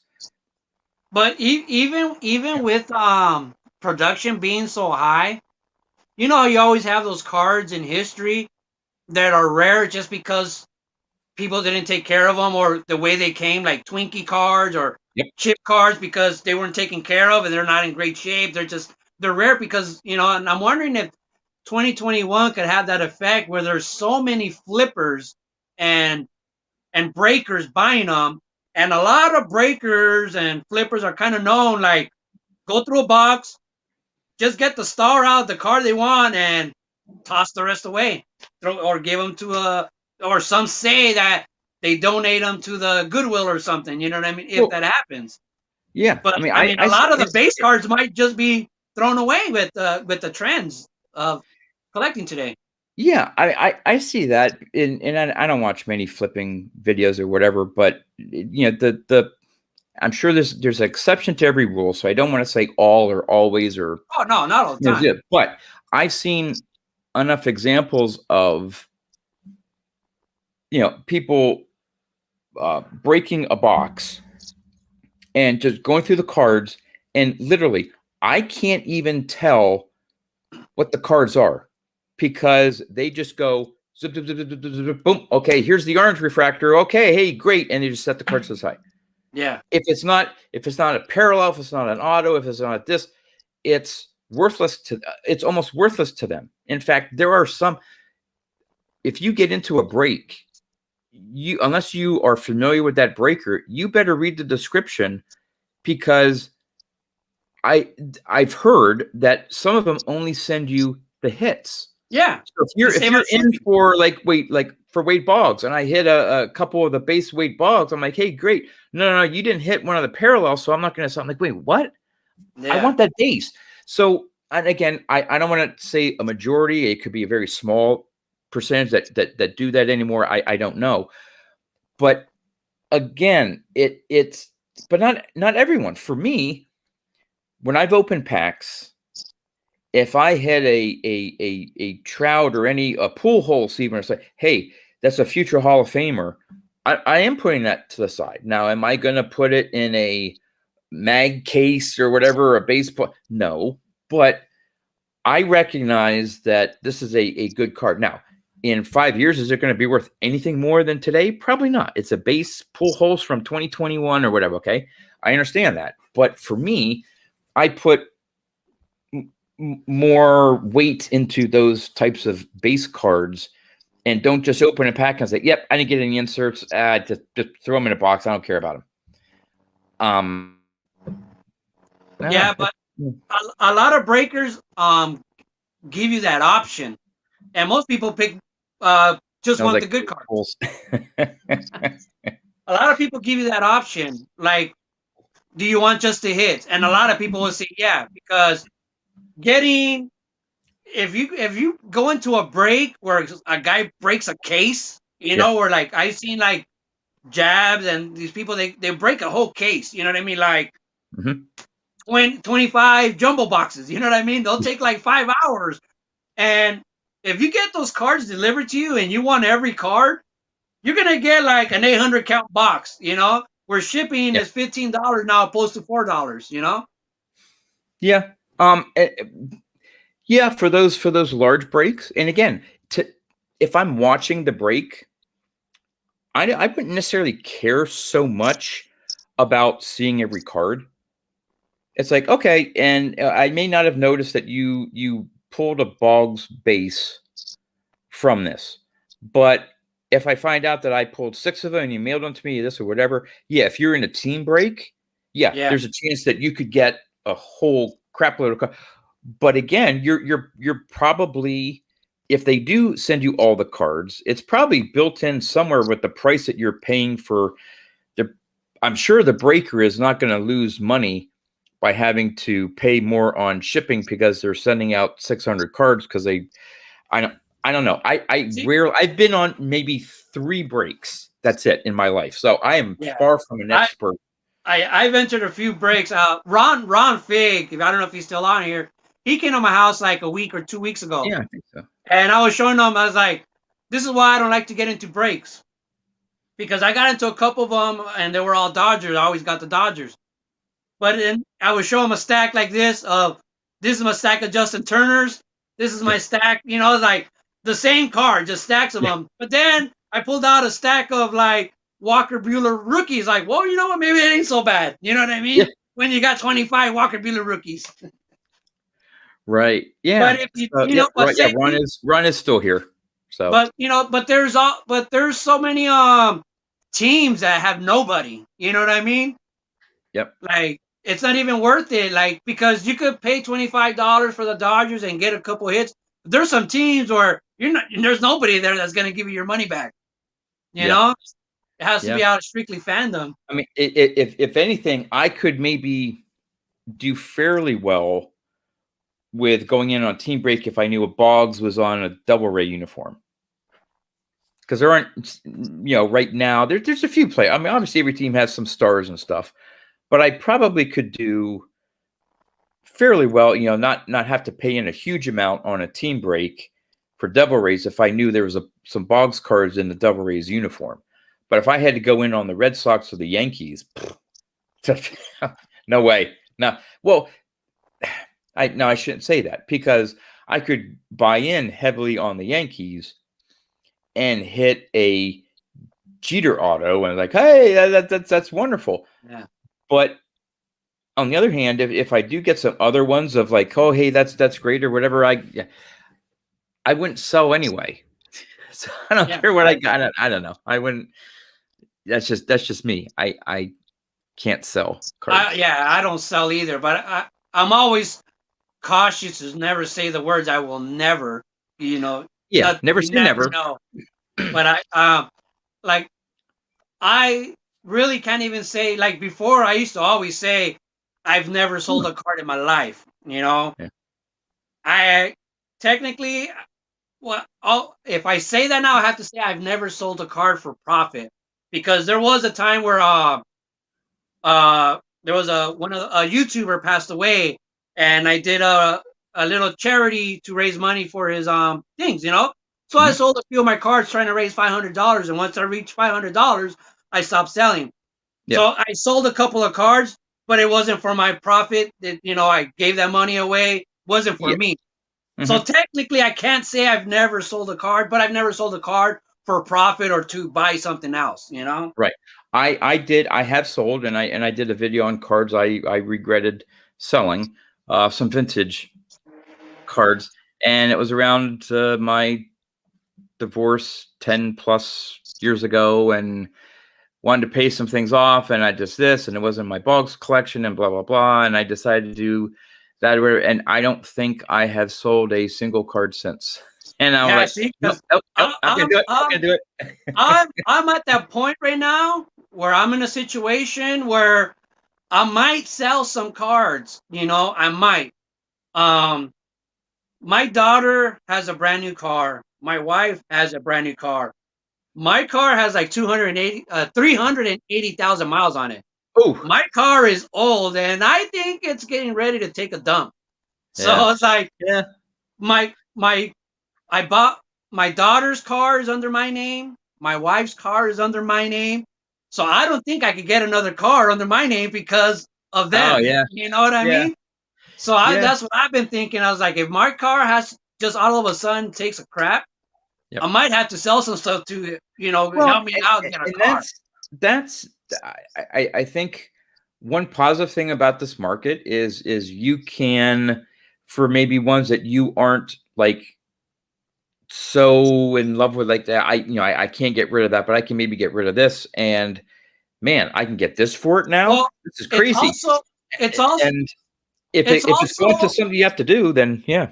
it's also one of those things where if I'm lucky, let's say I could sell there's certain cards that are just stupid high right now that I'm thinking I could probably sell this one right now for this much and buy it back for half that price in 2 years. Oh There's a yeah. chance Oh of yeah. things like that going on. You know, so but we'll see. But it's one of those things where I try to tell people constantly is like when I say I don't sell cards, I don't care if you sell your cards. It's just me. You know what I mean? Yeah. I'm not trying to say I'm better than you or anything. It's No. just what I do. I Yeah. respect what everybody does. I mean, let's say I don't flip cards, I don't do breaks. Doesn't mean I hate flippers or I hate breakers. That's just Yeah. not for me. To Well, each again, their own. here's a good point. Selling some cards in order to get wish list cards. I mean that in a sense, I could justify selling some of my cards to get a Wade Boggs card that is this certain one that I've been looking for, and it's going to cost me this, but I can't afford it. But I can maybe sell some other cards. A lot of people do that. A lot of It's people you know buy and sell in order to buy cards that in they hind really want. in Nothing wrong hindsight, with that. it's basically the same as trading. I'm giving up Yeah, these cards for this card, right. It's but just there's without money money involved. Whether exchange someone just demands. yeah So it's the yeah same thing. There's nothing wrong with it. It's just you do you and I do me. But that's yeah the whole thing. That's one of the toughest things when you're on social media. Not everybody respects what other people are doing. You know what I mean? It's like to each their own, man. yep Hey, but that like if you're a flipper, own it. Just say I'm a flipper. Good for you. You know what I yeah mean? Don't try to say, oh, I'm not a flipper when we can see you flipping or reselling. It's like just own it. It's cool. I mean, it's like I don't care. You do what you do. yeah. I do what I do. There's various ways to enjoy the hobby, and if that's what you enjoy, that's great. It's not how I am a just my it's very possessive to me. It's just I don't know. I have a hard time just getting rid of stuff. But with that said, if there was something in my life that came up that, hey, I need X amount of money because it's not just a wish thing. It's like I need it for medical. You never know what comes up in life. That, hey, I have cards here that have value. I may not like to, I may not want to, I may have to. Yeah. I Nothing. mean, not Hey, everything works out that's as planned, it's right? I yeah. mean, when my wife got COVID, I pulled out a big life insurance policy thinking I'm gonna buy that man a rookie, but she survived, so it didn't work out for me. Yeah. Yep. So Oh. woo, man, yeah, man. Oh, this hobby is great. It's just crazy right now, man. And Bill Hall of Fame collector, man. He has one of the greatest collections, man. I can't believe how great his baseball collection is, and then like how great his Back to the Future collection is. It's like he's got like two great aspects. He has a great. I don't know if you ever seen his Back to the Future collection. It's amazing. It's like From the movie, or yeah, from the movie. He's I got don't know. awesome collection. I've watched his videos, and I know like the Hall of Fame autographs and his Greg Maddux '90s collection, but I may have missed those videos where he was Yeah, showing that. Oh, it's an older one, but oh, look it okay. up. It's so impressive. I don't know. It's like just having that. It's not just enough that he has a great autograph collection. That's enough. But like, whoa, you also have like one of the most impressive Back to the Future collection I've ever seen. It's like wow, it's really amazing. Yeah. Let's see. Ty Cobb is one. I'll have to solve a few in order to pony up what they're worth now. Sell off a few. Yeah. Just those T206 Cobbs that were gorgeous. I remember when I was buying some vintage and raw. That's when I picked up the 52 Bowman Mantle, the 53 Tops, man, all from my local card shop, all raw. He had a redback Cobb. And it wasn't an outrageous price. It was ungraded. The problem was it was well-centered. The corners were really nice. Okay. I think he wanted maybe $1,000 for it. The right corner into the red didn't just have a crease. It was so bent that you could see the white. And I couldn't, every time I went in and looked at that card, all I could see was that white crease, and I couldn't bring myself to buy it. And again, it may have been one of those ones where it would have graded a 1 or 2 and it would be worth $2,000 or something like that, even in that condition. I just visually, I could not. Every time I looked at it, I was like, okay, maybe I can concentrate on one part. Nope. Just kept seeing that crease. I'm like, I can't buy it. I can't do it. So yeah, hey, everybody has their own thing. You hear that all the time. Like people ask me all the time when they ask me for a checklist. When they ask me for a checklist, they're all like, what's more important to you? The centering, the corner? It's like the card. Like to me, I don't care. You know what I mean? I just want it, but everybody's in different financial situations. You know what I mean? I'm sure, like, I could buy a card right now that's beat up to crap and I'm going to love the hell out of it. And I have no thought of upgrading it. You know what I mean? Mm-hmm. But I'm sure if I won the lottery, hey, I might get a PSA 9 of this card now. You know what I mean? But right now, it doesn't even cross my mind. I don't care. Like me as a kid, if I pulled a card that was miscut, but it was brand new out of the pack, that was a PSA 10 to me. You know what I mean? Yeah. Figuratively speaking, there was no such thing as PSA back then. Yeah, but to me, that was a brand new perfect card. Like it just never struck me as off-centered, as less valuable or less desirable. You know what I mean? It just didn't. I just wanted to have it, to check it off my list, to take that spot in the binder, fill up the box, Yeah, I can see me doing that later. I can see myself doing that later. Like maybe I want to get a better copy of this card now, But as of now, it doesn't bother me right now. And that's again that just like whether you're a flipper, collector, this or whatever, that's another where just because I may look at something different and you look at something different, hey, for you, that's great. I mean, again, your joy is I have a card, regardless of the collection or the condition. I have one of these cards. For me, it's I would like a card, but again, for me, it has to be somewhat visual. I'm not looking for a PSA 9, but for me, just as I mentioned, that visual aspect of it, it could be a low grade. The corners could be rounded or whatever, but if it's good centering, and there could be some creases, maybe not right across the face or something, if it still has decent eye appeal, yeah, I would be happy with it. But that's just how my mind works. Yeah. We're all and everyone's different, which is great. Well, I mean, there's no right or wrong way to do it. One of the things that I always kind of observation, kind of a thing that I always say is like a lot of people collect kind of like what they do for a living. You know what I mean? Like people who invest money or people who do this, they kind of see cards as an investment. People, it's like, so with me, it's like, I'm just a groundskeeper. My field gets beat up. I fix it and it gets beat up. So it's like, but I do see a correlation with that. Like a lot of people, there's a kind of a connection between the way they collect and what they do for a living. In a way, not everybody. I can maybe see that because with different financial people, they see it as a financial, game. Yeah. Now again, I don't go. I don't think I've bought a single. Well, no, I shouldn't say that. 99% of the cards I buy aren't because I think this card is going to go up in value in X number of months or years or whatever. I buy a card because I like the card. Now, I did buy a couple Mike Trouts thinking that, hey, I better buy these now because if all the hype is true, and this was a couple years out, this was maybe 2014, 2015.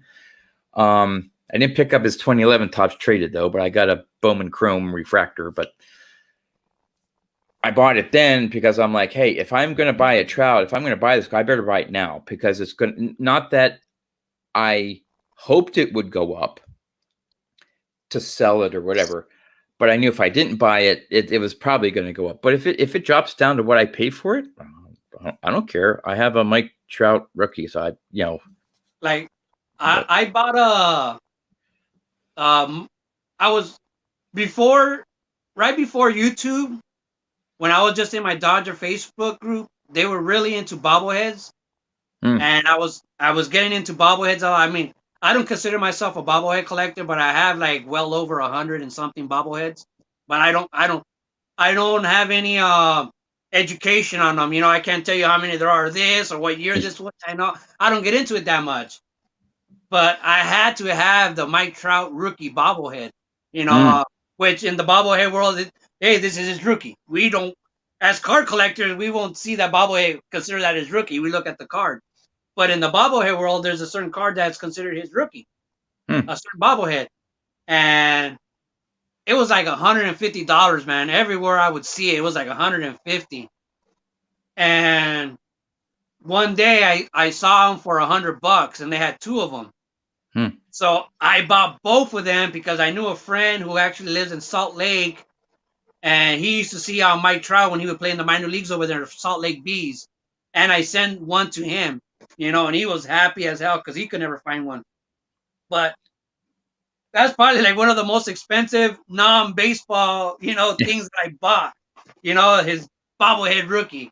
Like, I don't know. I haven't been involved in the bobblehead world in 3 years, so I don't know if that's gone up or not, but it doesn't matter. You know, it's never going to leave my shelf. But yeah, it was hard for me to shell out $100 for that's it. Yeah.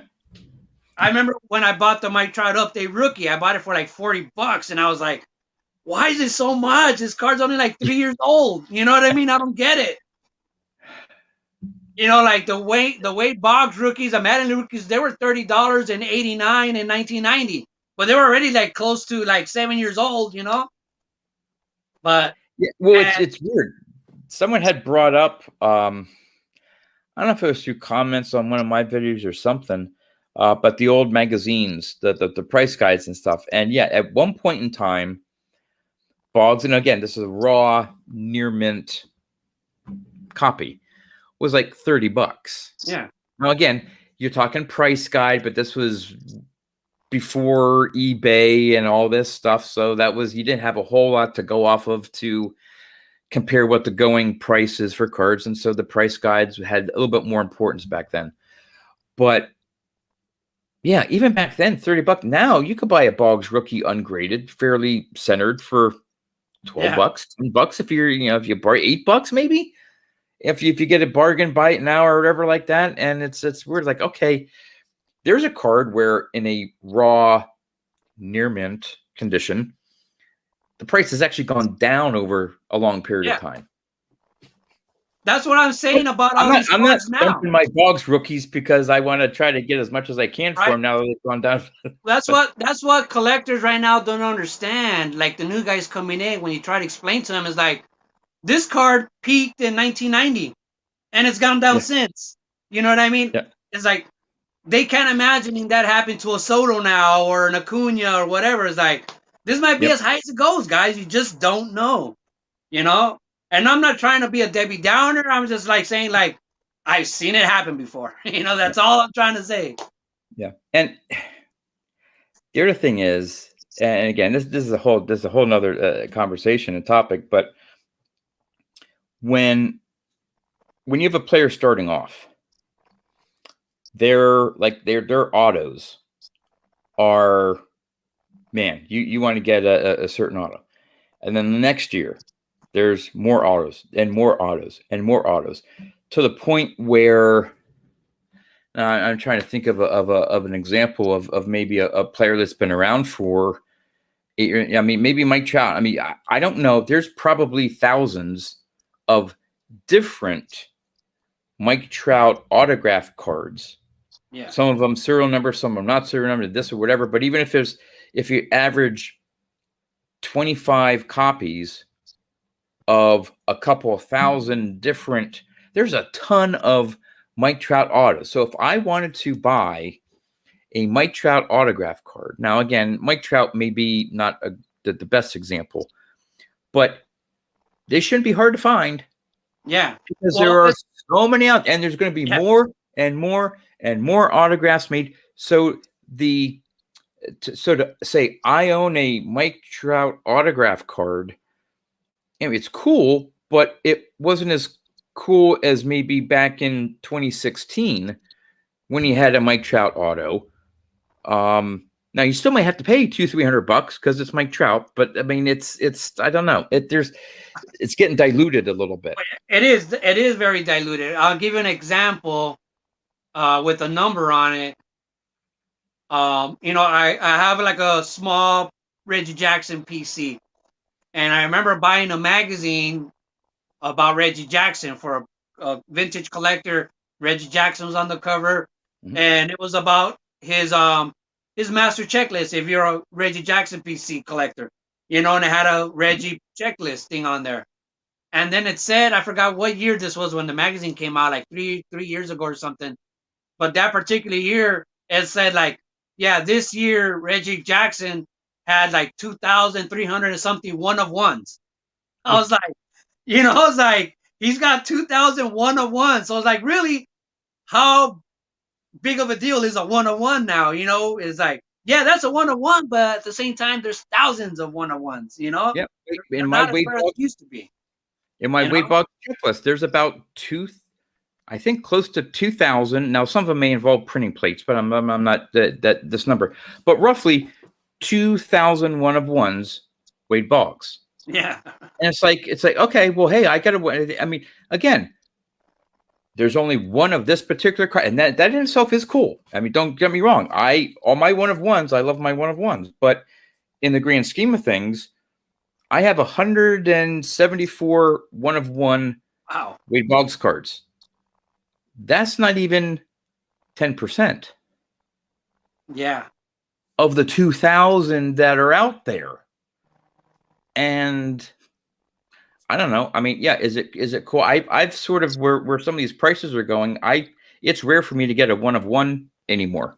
Just because I'm like, okay, I have some. It's another one-of-one. It's great, but yeah, right. It loses its value, its hype in a way. So that's the thing. There's a tip for buyers. Say you're a Wade Boggs collector and you collect all his one-of-ones, and don't tell the person you're buying it from that, because they're gonna be like, oh, you really want it, they'll jack up the price on you. They're not gonna budge. Yeah. Hey, Mikey. We've been what's up? We've been on for 3 hours. That's what's been up. I can't believe it. 3 hours. All right. Okay. Let's end it then. We could be talking for a while, but yeah, it's going to be 11 o'clock on my end here. Even though I am a night owl, I'm sure my get some things done and wrap up. So yeah, wow, Caesar, this was great. This was the first time we corresponded other than a few emails back and forth. This was a blast. I hope I get to see you in person at the National. Crossing my fingers that that can take place and that you're able to make it and stuff. So, what is it that I think you're keep collecting, or what's your favorite sort of sign off there? It's love the hobby. Keep collecting baseball cards forever, SA. There you go. And with that, thank you for watching this latest episode of Hobby Talk. I'll catch you later, Caesar. Thanks again. And we'll see you. Ciao.